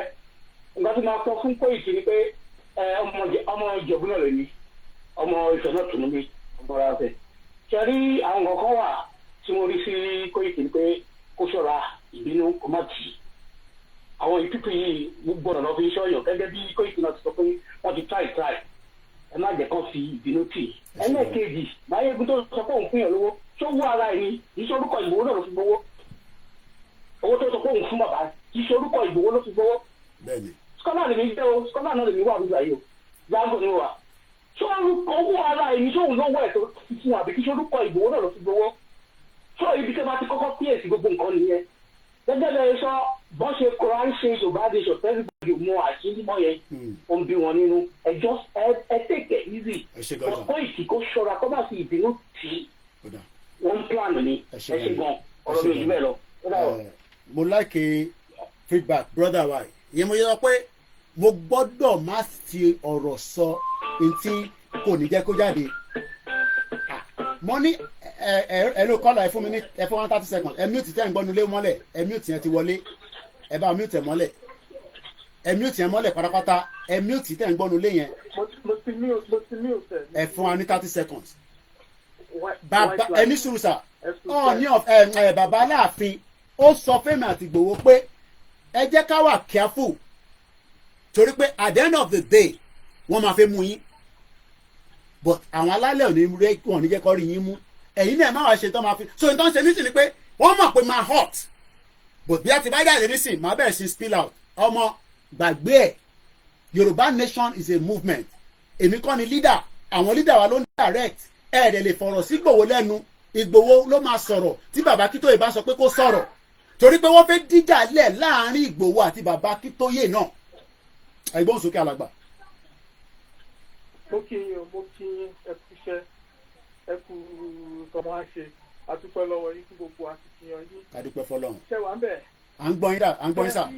mo ti máa ń tẹ̀lé yín láti bẹ̀rẹ̀ ṣe rí ọ̀gbẹ́ni tí à ń sọ̀rọ̀ yìí ó dùn ní pé ẹ láti jáde láti wá sí àkéèsí àtẹ̀yìn láti jẹ́ pé kó kẹ̀kẹ́ ta fún ní èsì díẹ̀ mo bá ti sọ pé ọ̀rọ̀ ò ní ìdè gbogbo àwọn Yorùbá pátápátá la mọ̀rú ọwọ́ tó ń pé àmọ̀rú ẹsẹ̀ tó ń pé he is just a keep hard warrior he is under the payroll of the Obi everybody knows that but ẹ̀jẹ̀ tí Yorùbá nation ṣe Máyégún tí ò lè fẹnu sọ ó pọ̀ nínú àwọn fídíò ẹ̀ṣẹ̀ bá lọ wò ó sẹ́yìn mọ́ nígbà yìí lásìkò gbogbo máa mẹ́sàn-án ẹ̀kan náà ẹ̀ ni ṣe bá rántí látẹ̀yìn wá tí ẹ wá gbé gbogbo ìwé òfin ilẹ̀ Yorùbá jáde ọ̀rọ̀ kan jáde inú ẹ̀ nípa pé tó o bá ti jẹ́ full blooded kan náà nìyẹn àtọ́jọ́ yẹn Máyégún ti bẹ̀rẹ̀ wàhálà o lórí ló ti tako Yorùbá o tẹ bá lọ wo fídíò tó ṣe ẹ lọ ṣe rí ọ̀rọ̀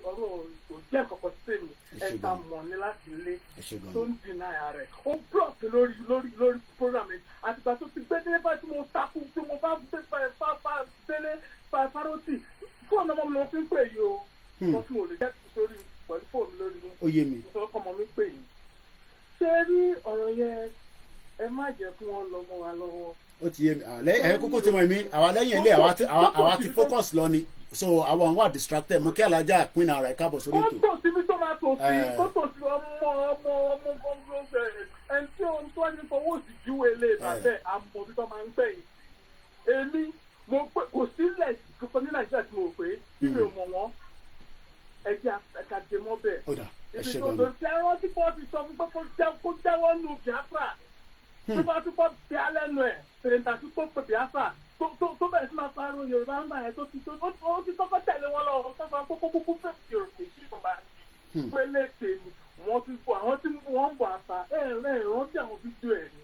ó yé mi wọ́n ń bọ̀ àṣà èdè wọ́n ti sì máa bọ̀ fún bẹ́ẹ̀ kókó lọ jáwọ́ lẹ́yìn àwọn oríṣi ọmọ àwọn oríṣi ìran àwọn ọmọkọ́mọ ni ó fẹ́ sọ lẹ́nu ni ẹ sílẹ̀ kó má bá tiẹ̀ rẹ̀ mo dúpẹ́ lọ yín Ọlọ́run á bùkún yín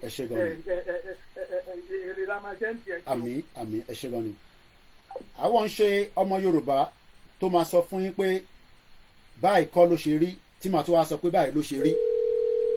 Ọlọ́run jẹ́ káwa gbéra wa ká jọra wa lójú. mo ní ilé tó da lọ ti bí mi kò ń ṣe tẹnu. but the fact remains that àmọ́ lóye rí Ọlọ́run wá rán sí wa ní sáà yìí ní wákàtí àwa rí pé olóyè òun ni shield fún majority of us tí ó dúró ti bàbá Akíntóyè. The question is ṣé tó bá yẹ pé wọ́n ti rí pa sílé níjọ́ tó fi pa yẹn ṣé bí gbogbo àṣẹ máa jáde náà tá máa ní betrayal ni torí pé a fún lówó torí a ṣe kinní kan a ṣe gbá a ṣe tà òun ẹ̀gbọ́n sókè sà. Hello, the White Lion. mo kì í sà. ẹ kú ètò ẹ̀dẹ̀ kú gbogbo àfihàn ènìyàn ṣe. Sherry, the first question concerning this topic tó ń lọ lọ́wọ́ yìí. The first question tẹ́mi ń pé kọ́kọ́ béèrè ni pé ṣé bọ̀bọ̀ Máyégún is he a bona fide Yorùbá son? Ṣé completely ọmọ Yorùbá ni àbí partly? ọ̀nà ọmọ Yorùbá ló ń rò pé rẹ̀ à ń gbọ́n sà. ọlọ́mọ Yorùbá lòun it is well. Tó bá wá jọmọ Yorùbá ni I want you to know one thing for sure. There are some set of people tó jẹ́ wípé kò sí ní tó lè ṣe láyé àwọn kan wà tó jẹ́ pé they are just born traitors. Kò sí tí wọ́n lè tó bá ti jẹ́ ọ̀rọ̀ owó báyìí kò sí tí wọ́n lè ṣe. Ṣé báwọn èèyàn ló lọ gba owó ṣe báwọn èèyàn ọmọ Yorùbá wa wà náà wọn tán lídìí tán tẹ̀lé àwọn DSS wá sílé olóyè. Tán gbẹ́bọ.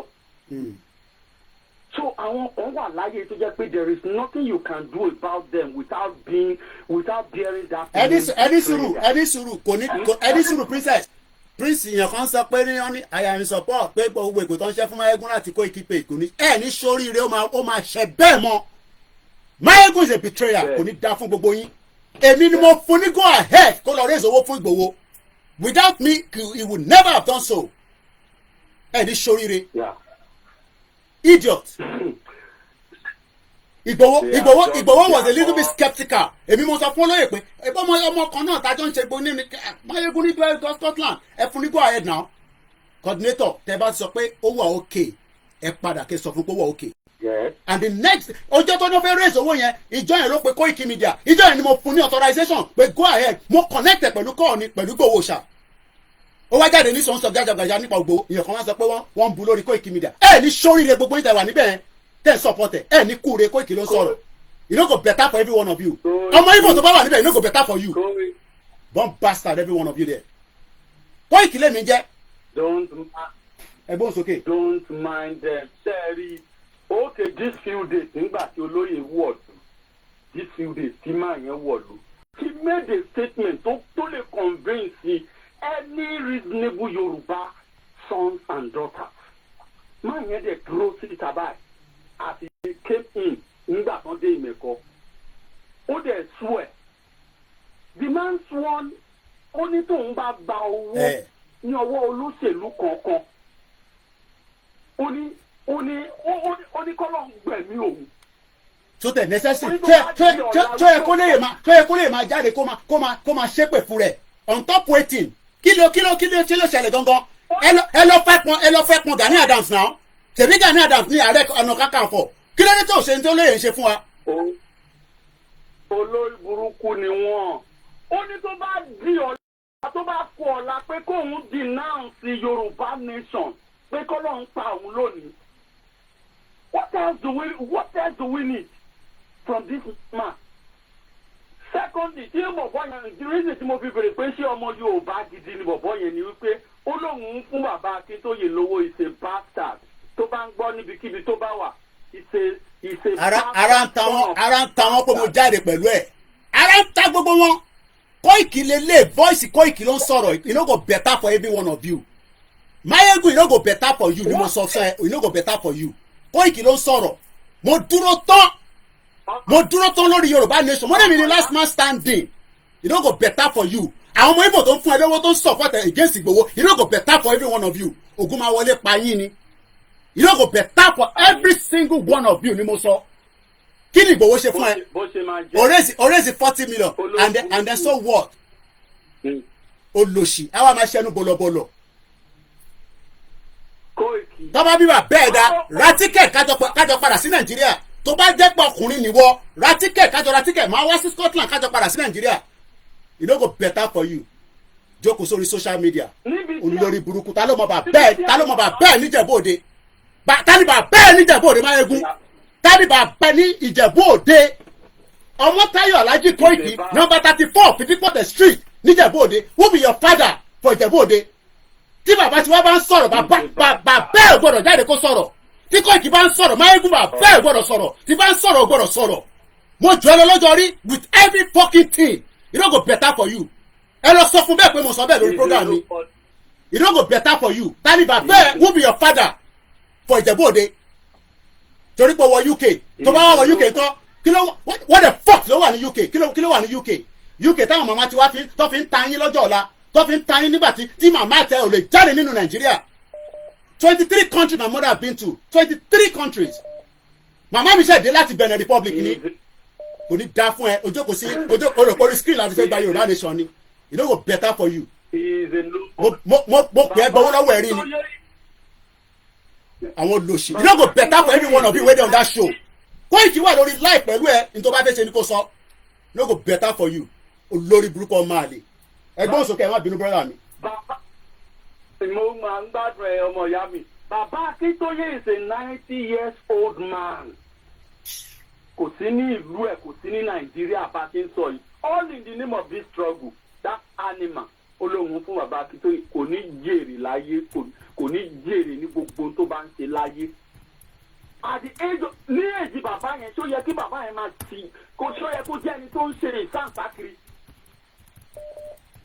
all in the name of pé bàbá yìí ń fáìtì fún àwọn ìran Yorùbá bàbá yẹn ó wà ní outside country now kò sí ní ilé ẹ̀ tí bàbá yẹn bá wà ń lu ìwọ̀n ti pa. tipẹ́tipẹ́. olórí burúkú ọmọ àlè is a bastard so there is mo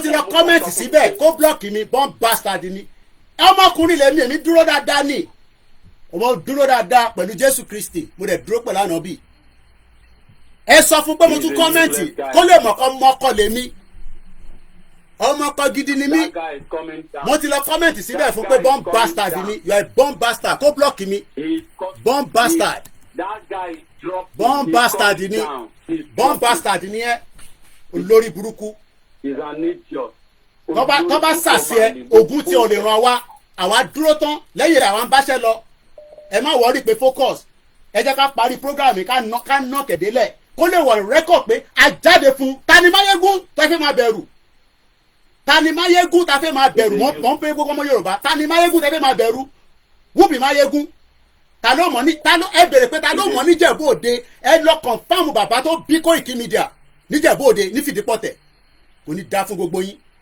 ṣé torí pé gbogbo àjọ wà lórí social media àbẹ́ ń ṣe eré ni. He's a useless human being. Bàbá mi ẹ máa bẹ́ ṣòbò ẹ ṣe gan jàre àní pẹ́ parí ètò yẹn ẹ jẹ́ ń gbé grandma ẹ má bínú ẹ̀yìn wa ta ló mọ̀ kò lẹ̀ torí gbogbo àjọ wà lábroad àjọ wọ jíǹsì káàkiri àwọn afẹ́mọ̀ ẹgbàra wa mọ́ kò ní dá fún ẹ ẹgbọ́n sókè mo wà pẹ̀lú sà. mo mọ̀ pé wà pa ẹ má yẹ kí n kí yín láti jù ṣẹ́rí ọ̀rọ̀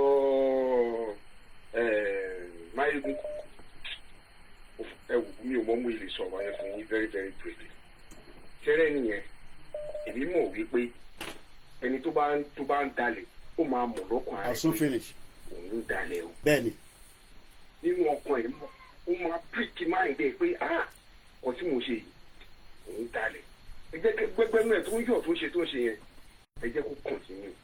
ẹ ṣe gan ni ẹ ṣe gan ni.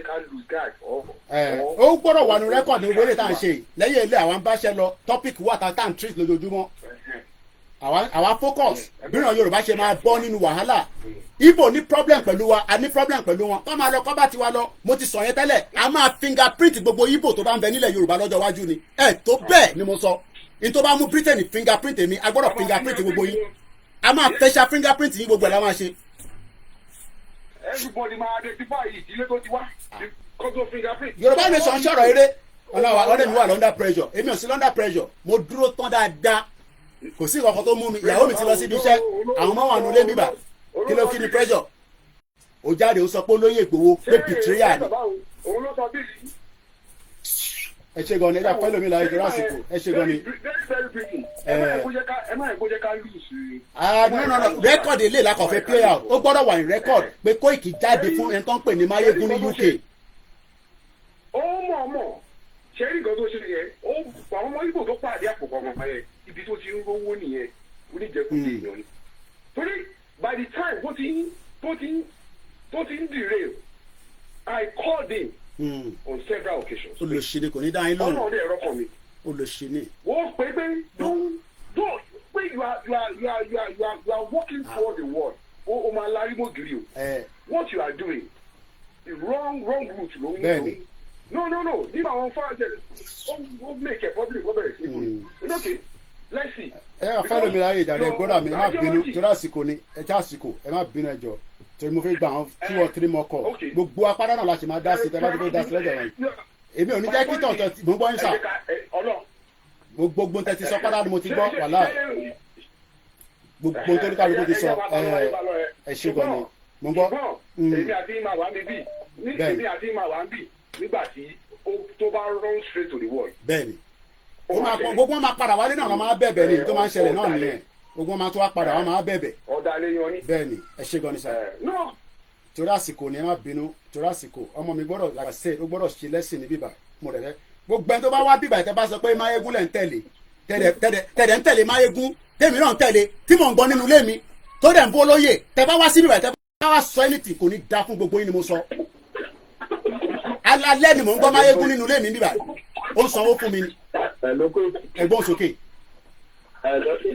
ẹkú ètò ẹ wo God bless you máa appreciate gbogbo iṣẹ́ tó bá ṣe all the time máa ń rí gbogbo iṣẹ́ tẹ̀ ṣe all the time ni mo máa rí ṣẹ́rí Máyégún ìgbà tó ti lù tiẹ̀ ṣẹ́rí àkáǹtì kan ti gbé kúrò lọ́wọ́ Máyégún yẹn ó ní problem tó ní ìjà yẹn gọ́gọ́gọ́gọ́ ni Máyégún ti bẹ̀rẹ̀ báwo ló ṣe máa expect wípé gbogbo central bank ilẹ̀ Yorùbá àtàwọn ló fẹ́ wà báwo ló ṣe fẹ́ expect yẹn ṣé gbogbo nǹkan tó ń ṣe Máyégún àfẹni tí orí ẹ̀ bá pé ní òní mọ nǹkan tó ń ṣe àwọn ọmọ nígbà tó kọ̀ òní lè jọ bí sámà rà gbogbo máa tó ọjà pàǹdẹ̀ wọ́n máa tó mọ orí èèyàn tó jẹ́ ẹ̀ lè rí ẹ̀ lò àti ìgbà tó ti sọ yín bàbá ti fẹ́ pé àkáǹtì rẹ̀ ò lè sí ní ọ̀dà báwo ló gbọ́ ló gbọ́ ṣe ẹ̀.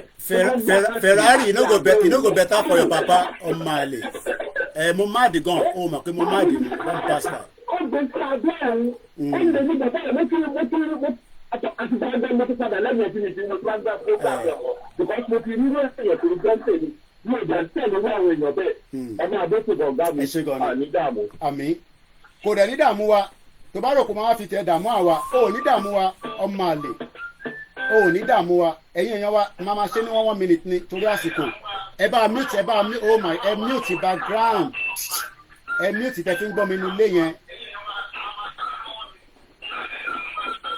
after 10 seconds a máa yọ yín o ẹ mute nínú ilé yẹn ẹ̀yin lẹ́ ń gbọ́ra yín nínú ilé ẹ ti wọlé tẹ́ bá ń pè ẹ mute rí tẹ́ fi ń gbọ́ mi nínú ilé mo gbọ́dọ̀ lọ nísìn because ọmọ yín fẹ́ ṣe lesson níbí báyìí so a dẹ̀ gbọ́dọ̀ hold it a lè jẹ́ kí tí máa gún bá hold it ìyá arúgbó àtẹ̀gbọ́n sókè 1 minute náà ní after 1 minute a máa kọ́ tẹ̀ má bínú mọ́ ẹ go ahead.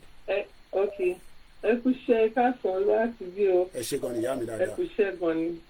yeah actually mi ò fi bẹ́ẹ̀ mo kàn máa ń gbọ́ máyégún ẹ̀ kọ̀ọ̀kan máa kọ́ stumble on the program ẹ̀ àbí nǹkan mi ò fi bẹ́ẹ̀ mọ̀ but mo máa kàn gbóǹkọ ẹ̀ díẹ̀díẹ̀ lẹ́ẹ̀kọ̀ọ̀kan so nǹkan tí mo fẹ́ fàyọ̀ ni pé ṣe rí. elder sister mi mọ́mì mi ẹjọ́ ẹ má kúrò lọ́dọ̀ máyégún kí ẹ wá sílẹ̀ kí ẹ máa sọ pé kí n cool down kò ní dá fún gbogbo yín o ẹ ní sóríire o gbogbo ni mo sọ bẹ́ẹ̀ o ẹ má ti kúrò máyégún ti ṣe tán nísì mo ti lọ sọ fún pé born bastard nínú comment section tó bá bí bàbá ẹ̀dá kó block mi ìyẹn ò ní kí n má wò tó tilẹ̀ bá ṣú èmi ò ń ṣàwọn obìnrin o tó bá dalẹ̀ máa tún wò bọ̀ ọmọ àlè ṣì ní for today ẹ má gbé gbogbo ẹ wá síbí ayé o mo ń wo comment yín o máa fún ilé pè ní o. ẹ má wọrí ẹ má bínú sí wọn ẹ má wò ètò ẹ bá lè dá lóhùn ẹ dá lóhùn ẹ má ẹ kàn máa jẹ́ kí ẹ máa wà high pé inú máa bí yín ẹ calm down ẹ má wọrí ṣẹ́rí everybody most people tí ò bá jẹ́ everybody gan ṣé wọ́n ṣàtìrí bí everything ṣe ń lọ sùn. àwọn dàbẹ́ nàìjíríà ìyẹn gan nínú tí wọ́n ń dùn sí inú gbogbo wọ́n ń dùn sí yẹn àbí mọ́mí mi. wọ́n rí bàbá bẹ́ẹ̀ ni bàbá Tinubu gan tó wà bẹ́ẹ̀ wọ́n kàn mọ̀ nǹkan tó ju wọ́n rí. abẹ gbogbo wọn títí ọwọ́ Fúlàní Haúsá sí ńgbà ensars wọ́n pọ̀ wọ́n ní lọ́rọ̀ wọn máa cover Buhari nísìnyí wọ́n dìde ti bàbá Tinubu wọn wò pé bóyá ẹ̀sìn o tẹ̀márọ̀ ọ̀rọ̀ èèyàn wa wọn wò bóyá torí Yorùbá ni o no àwọn Ìgbò náà fárígá wọn ní kó pé àfòbí ni so wọ́n dẹ̀ ń bú Yorùbá Ọlọ́run wá ṣe wá gbé wọn yẹn síta wọ́n wá fojú ọ̀tá wọn hàn àti wá mọ̀ pé ọ̀tá láṣẹ ń bá gbé látijọ́ wọ́n dákẹ́ látijọ́ bẹ́ẹ̀ ni wọn ò láìkì Yorùbá ìṣòro ọ̀rọ̀ pé ìgbéyà Tinubu àbí kìíní kan wọn ò láìkì Yorùbá ẹ̀jẹ̀ ń jẹ́ mu pẹ̀lú wọn ẹ̀lẹ̀ mọ́ wọn pẹ́típẹ́tí gbogbo owó tí Yorùbá ṣe pátá náà ti fọgbọ́ngbọ́ gbà pátápátá lọ́wọ́. Ibo ti gba gbogbo ẹ̀ mọ́ wọn lọ́wọ́ gbogbo wọn ti gba gbogbo ẹ̀ mọ́ wọn lọ́wọ́ gbogbo alámọ̀ yẹn náà. everybody wọ́n ralẹ̀ so yes wọ́n mú wọn bẹ̀rẹ̀ sí ní ralẹ̀ because àwọn náà kẹ́rí inú Fúlàní àti Ìgbò kò sí yàtọ̀ nu wọn kọ́ máa gbọ́ mi báyìí. wọ́n mọ̀ ní sàn ẹ̀ fún wọn. ọ̀rọ̀ ẹ̀sìn nìkan lọ́kàn fi yàtọ̀. oníkálukú wọn ló ní mission ní ìmọ̀bí tó fẹ́ tí Yorùbá yà sí.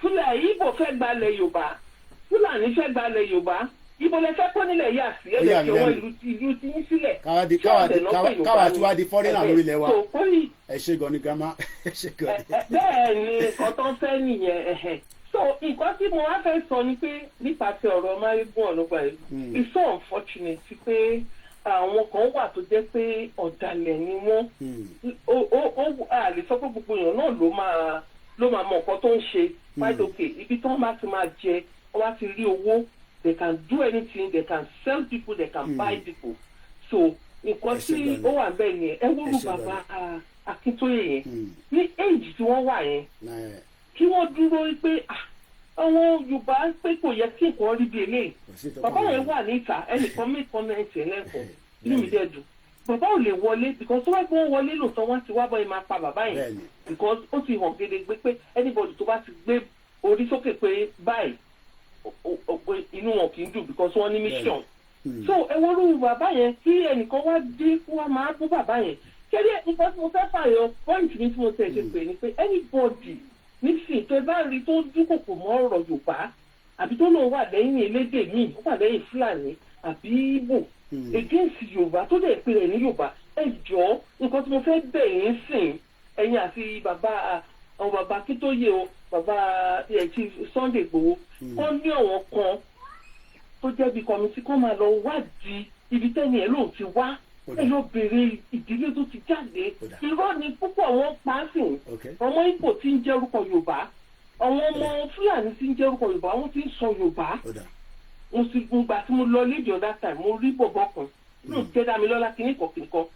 ẹ bá round up mọ́mí torí àsìkò rẹ̀ má bínú ẹ mọ̀ pé mo ti wà press of time ẹ má bínú. so kẹ́ ẹ máa lọ ṣèwádìí wọn kúlẹ̀kúlẹ̀ ẹ lọ ìbẹ̀rẹ̀ tí wọ́n máa mú àṣírí wọn jáde wọ́n sọ ìdílé tó ti jáde kí lórí kì wọn wọ́n mú jáde kó sọ so àbí bóyá níjọ wájú náà anybody tó bá fẹ́ ní òun fẹ́ di gọ́vnà àbí òun fẹ́ jẹ kíní kọ̀ọ̀kan anything nílẹ̀ Yorùbá kó lọ ṣèwádìí ẹ̀ dáadáa kó ṣèwádìí ẹ̀ dáadáa torí ibi tí wàhálà ti máa ń bẹ́ nìyẹn anybody tó bá dìde tẹ̀rí tó ń tako Yorùbá ẹ lọ wò ó dáadáa kó lọ wò sàlẹ̀ ẹ̀ dáadáa lọ́sẹ̀ mi fẹ́ sọ nìyẹn.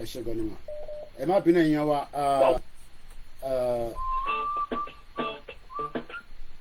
Bishop àwọn èèyàn ti gbà sí fún yín gan àmọ́ tẹ́tí lọ sọ níbẹ̀ yẹn ẹ ó dàn lẹ́jọ́ èèyàn wa èmi ni mo override àwọn calls kan mo fi gbé call kan wọlé ni so èmi mo override calls so tẹ bá pè mí mo ń disconnect ẹ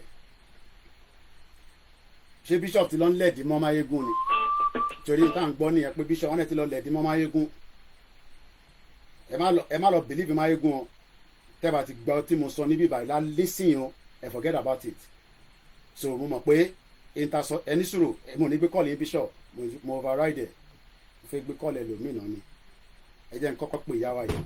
So mo kí gbogbo alẹ́ nǹkan so I'm gonna wind the program down it's almost 3 hours our normal program gbogbo wa fọkànbalẹ̀ àwọn ọmọ Yíbò olórí burúkú ni yín ẹ̀yin tẹ́ bá wà pẹ̀lú Máyégún against Ìgbòho kò ní dá fún gbogbo yín ẹgbọ́n sókè girama ní Koiki ó ṣe fi pè é sílẹ̀ dé.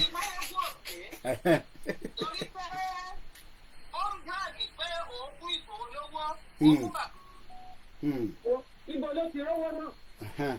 Who are the people that contributed the money to now? Because from your platform, you encourage us to contribute the money, and we did. Ibo ló ti rówó. Because ìgbà tó ń ṣe rádaràdà yẹn mo comment pé ibo ló ti rówó.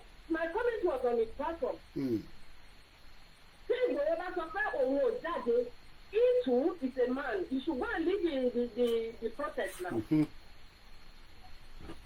Ó lè lọ lead the protest orí kan tó wà lórí Ìgbòho náà ló wà lórí ẹ̀. It's a man, Ìgbòho is a man.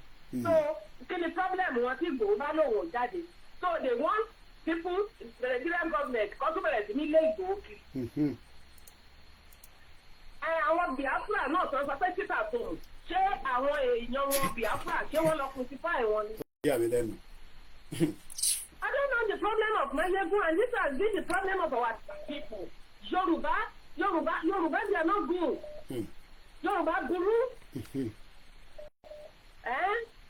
Only betrayer. Only official betrayer.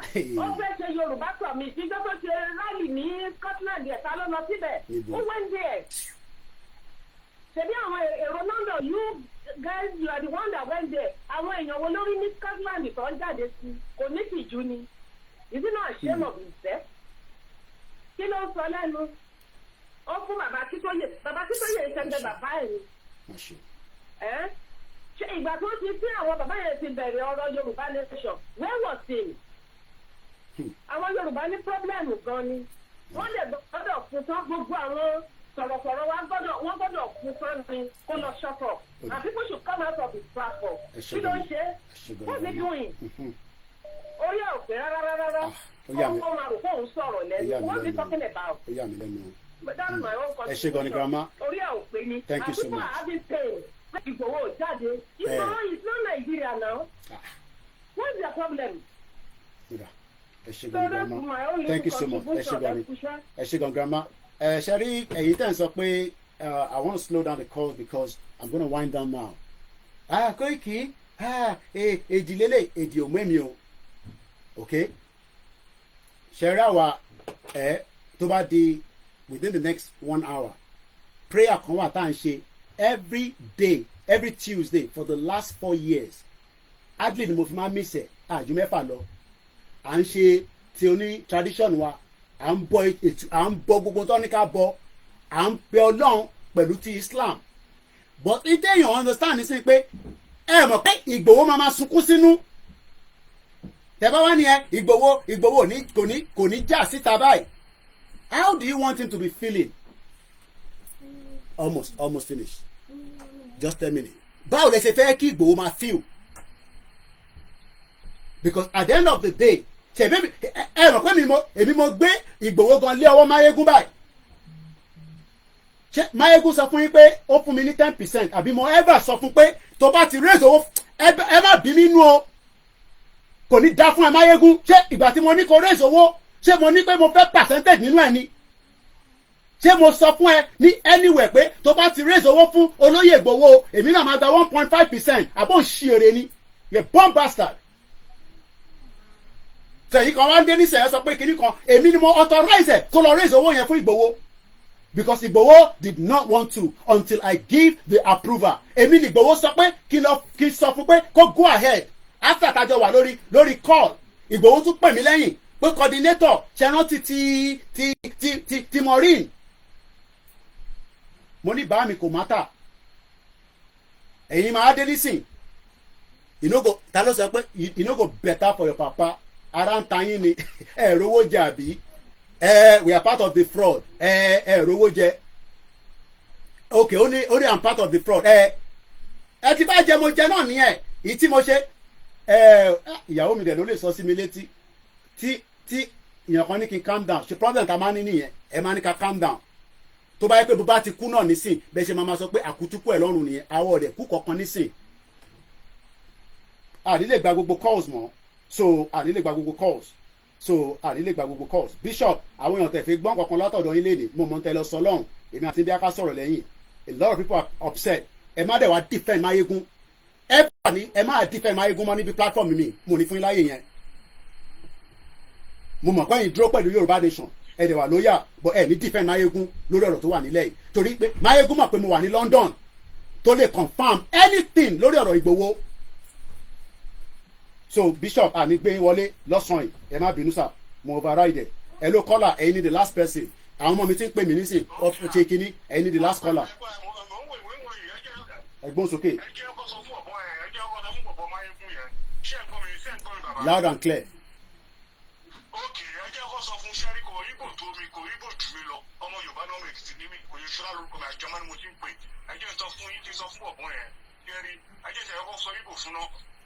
Oye wètèrè ọjí wètèrè ń dùn.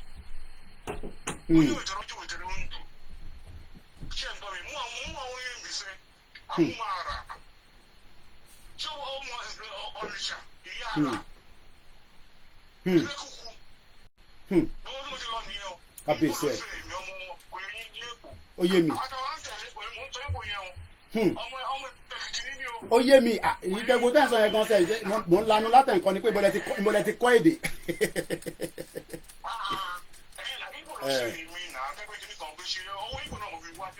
ẹ ṣe gan ni ó yé mi. Ó yé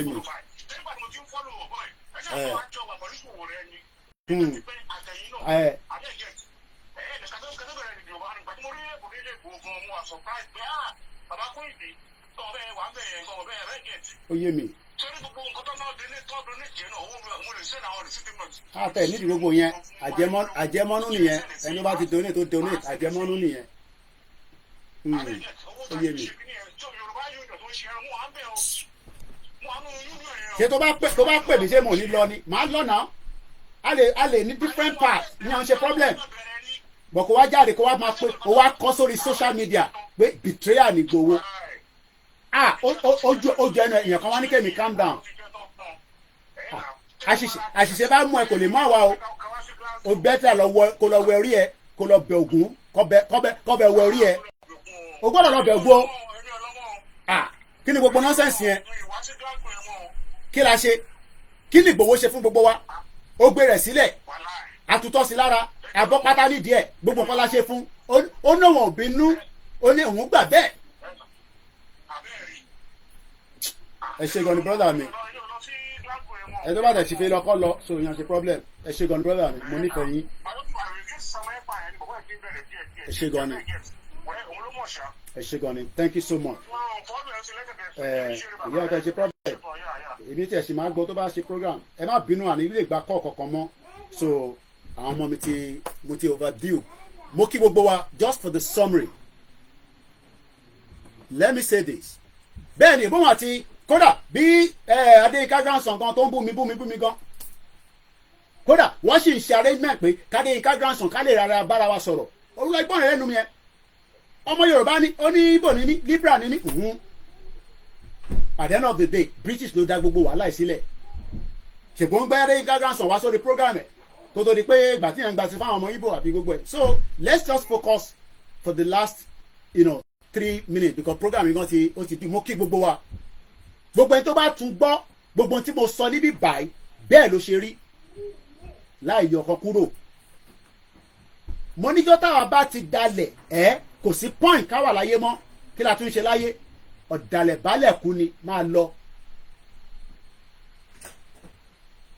kí là ń jẹ tí kò kí ń tán àfọlá Ọlọ́run ọlá Ọlọ́run dẹ̀ là ń jẹ tẹ bá ní mo jẹ lára Yorùbá nation ọlá Ọlọ́run ni ọlá Ọlọ́run ọlá ẹ̀yin èèyàn mi pé a ní ṣe nǹkan míì but the fact remains is that we will remain honest and loyal àní sọ́ntì àbámọ̀ Igboho remains self-determination and that's a fact if anybody doesn't believe that that is your problem I don't care Igboho will defend Yoruba land tí bá Gani Adams bá rẹ́dì kọjọ jẹ́ kájọ fọwọ́ kun táwọn tó kù náà bá rẹ́dì kò sẹ́ni kankan tó ń báyàn kankan jà Igboho bẹ́ẹ̀ anybody jà ẹ jẹ́ kájọ fọwọ́ kun ni bọ̀ kò ń ṣe pé kẹwàá máa fi tì seat tẹ̀fẹ́ fi tì síwájú torí pé for now nílẹ̀ Yorùbá wọn ni má dárúkọ Igboho kí ilẹ̀ má mì tó bá dárúkọ tèmi gan kò lè mì orúkọ Igboho tí mò ń dá ló jẹ́ kó mì and everybody knows that and we will protect and defend him from all the hyenas because hyena ni tó bá fún yín láyè ẹ fẹ́ poison Igboho àtèmi tó bá fún yín láyè but Ọlọ́run ni wá fún yín láyè Jésù Kristo ní fún yín láyè gbogbo ọmọ Yorùbá ẹ má mi kàn let everybody tó bá tún dọ̀la wọ́n tún máa ṣe another one we are waiting for every single one of them and we are prepared mo sọ fún yín pé mi dúró dáadáa and it's a spiritual warfare àwọn ọmọ yẹn òun ni kó lọ tọ́jú ara ẹ̀ èmi ń tọ́jú ara tèmi pẹ̀lú Jésù Kristi tí mo gbé dání sọ́wọ́ pẹ̀lú ànábì tí mo gbé dání sọ́wọ́ pẹ̀lú àwọn òṣàlẹ̀ Yorùbá tí mo dúró tì lẹ́yìn òun ni kó lọ tọ́jú ara ẹ̀ kó má bàa ṣiṣẹ́ kò sí nǹkan kan tó ń pè ní instigator Mayegun lives in UK he could have confirmed with me before he starts saying wrong nonsense 8:20 a.m. ni mo ti send message olóyè Ìgbòho láàárọ̀ yìí pé báyìí ló tún ti fẹ́ bẹ̀rẹ̀ láàárọ̀ yìí o láì jẹ́ tí mo pé òun tún máa gbé tiẹ̀ jáde so nobody should defend Mayegun here Bishop Adesina I'm not going to take that from you nobody will defend Mayegun today he's a bomb bastard ẹni tó bá jọ máa lè ká sọ fún pọ́ máa lè ní tẹ́mi náà bá jọ máa lè kẹ́ sọ fún pọ́ máa lè lọ́rẹ́ tó bá dọ̀la and this is not a joke mo mọ anybody rí o bí ṣe máa ń sọ lóòótọ́ Prophet Cornelius wọ́n ti pè mí láàárọ̀ ìkọjá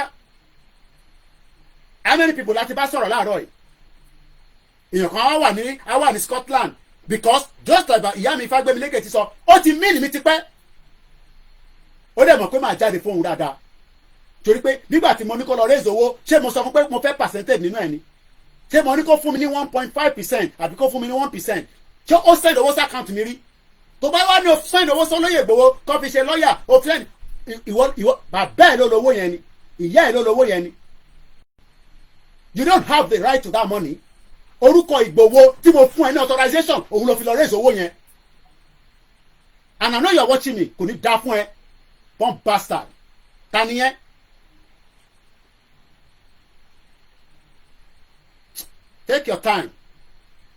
take your time lórí ọ̀rọ̀ Yorùbá nation máa ṣe Yorùbá nation tiẹ̀ lọ àpàdé lókè if it's possible tábàdé ìpàdé ká má pàdé take your time mo ò nọ́rọ̀ pẹ̀lú àwọn ọmọ Ìgbò lórí burúkú tó bá wà lórí platform ẹ̀yàn kí ní kàn mí pẹ̀lú àwọn ọmọ Ìgbò ẹ̀yàn ọmọ Yorùbá ni mo sọ pé Ògún máa wọlé pa gbogbo yín ni bó ṣe pa Àdògán gbogbo ẹni tó bá wà ìgéèsì Ìgbòho bó ṣe máa wọlé pa yín lẹ́yìn kankan nìyẹn àfi tẹ́ ẹ̀ bá mọ pain tí Ìgbòho ń go through tí kò lè sọ síta lórí ikú méjèèjì yẹn kí ní kàn mí pẹ̀lú àwọn ọmọ Ìgbò mo mọ̀ wọ́n rí lórí platform ẹni àwọn bomb bastard mo kí gbogbo wa lẹ́ẹ̀kan sí mo kó gbogbo wa papọ̀ pẹ̀lẹ́ mi mo fi tọba Elédùmarè mo fi ní pé a tún máa pàdé mo tún padà bọ̀ ó lè má jẹ́ lálẹ́ yìí ó lè má jẹ́ lọ́la bọ̀ mo tún padà bọ̀ kúkú ti mọ̀ mí ẹ lọ máa wo àwọn fídíò kéékèèké tá a ṣe níta mo ṣe breakfast kìíní níta ẹ lọ wò yẹn let's calm kò sí nǹkan kan tó máa ṣẹlẹ̀ Yorùbá nation remain standing protest is not our calling if you want to protest gbogbo etí Aisha ń sọ kìnìkan I don't buy onto that crisis ni mo ní kó ṣẹlẹ̀ ní Nàìjíríà when the crisis comes we will defend the land then we will know what to do but ní sọ gbogbo ẹ̀ síta gbogbo ẹ̀yin tẹ́ ń bínú ní Maryland kí ló tún fẹ́ ṣẹlẹ̀ ìkọ̀kan ṣẹlẹ̀ eléyìí ṣe fracas ọkùnrin sọkùnrin lọ́jọ́ ń bára wa sọ̀rọ̀ ó pè wá ní betrayal mo dẹ̀ sọ fún pọ̀ máa lé ọkùnrin lòun kò òun ń ṣọkùnrin dáadáa tó bá yẹ pé àtọ̀tọ̀ fi bí ni ó dúró dáadáa ni kò ní wá sọ̀rọ̀ sí Ìgbòho ọ̀rọ̀ tá à ń sọ̀rọ̀ tó yẹ kó máa pa wá lẹ́kún ni ẹ kí n máa lọ omi tó bọ́ lójú mi tẹ́lẹ̀ wà very careful tó bá pọ́ pamí sínú ilé náà ní sí bó ṣe máa jáde náà nìyẹn tó máa ní betrayal ṣùgbọ́n kọ́wọ́ Yorùbá nation fún èlò lówó Yorùbá nation èyí tẹ̀lé bára yín jà lórí platform every right láti question anybody including bishop and bishop á sọ̀rọ̀ later ẹ má wà defend Mayegun not on this platform tàbá máa gbé kọ́ọ̀lù yín ní the next time olórí ẹbí. Yomi stop. Yomi. Wàlátà yà sọ̀rọ̀ later wàlátà a sọ̀rọ̀ mo ti parí program already yà sọ̀rọ̀ later mami kì í stop yà sọ̀rọ̀ later kò ní da fún ẹ lẹ́ẹ̀kan sí Máyégún bẹ́ẹ̀ ni mo sọ oníṣoríire ogun máa wọlé pa ẹni Kóìkì ni mò ń jẹ́ rán kan sí mi tó bá pè yẹn ló ń bí ẹnu ta ló mọ Máyégún ta ló mọ bàbá ẹ níjẹ̀bú-Òde no go better for you Yorùbá nation no going back ẹni tó bá mọ̀ kó kọ́ tẹ̀lé mi iṣẹ́ wa fúnlẹ̀ wá forílẹ̀ ibi wá kágbégá falẹ̀rí ìgbàgbọ́ wà ní pé bá ti bẹ̀rù la bọ́ mọ́ ká ṣiṣẹ́ kájọlá ìṣọ̀kan àtòmìnira ní kẹjẹ́ ká máa lépa ìtẹ̀síwájú fọ̀pọ̀ ire àtòhun tó dára ọmọ Oòduà dìde bọ́ sípò ẹ̀tọ́ rẹ̀. Ìwọ ni ìmọ́lẹ̀ ògo adúláwọ̀ Yorùbá nation Yorùbá nation Yorùbá nation ẹ má gbàgbé ẹ contribute platform wa media wa a máa ń gbowó ní bíbá dá tí ń síbẹ̀ àwọn ń gbowó thumbs up cash làwa máa ń gbà owó lọmọ Ìjẹ̀bú máa ń ná àwọn ọ̀nà thumbs up bíi ti Máyégún mo kí gbogbo wa one love apàdé ẹ jẹ́ n release bíbá ẹ̀ fáwọn ọmọ yín bye for now thank you so much everyone bye for now.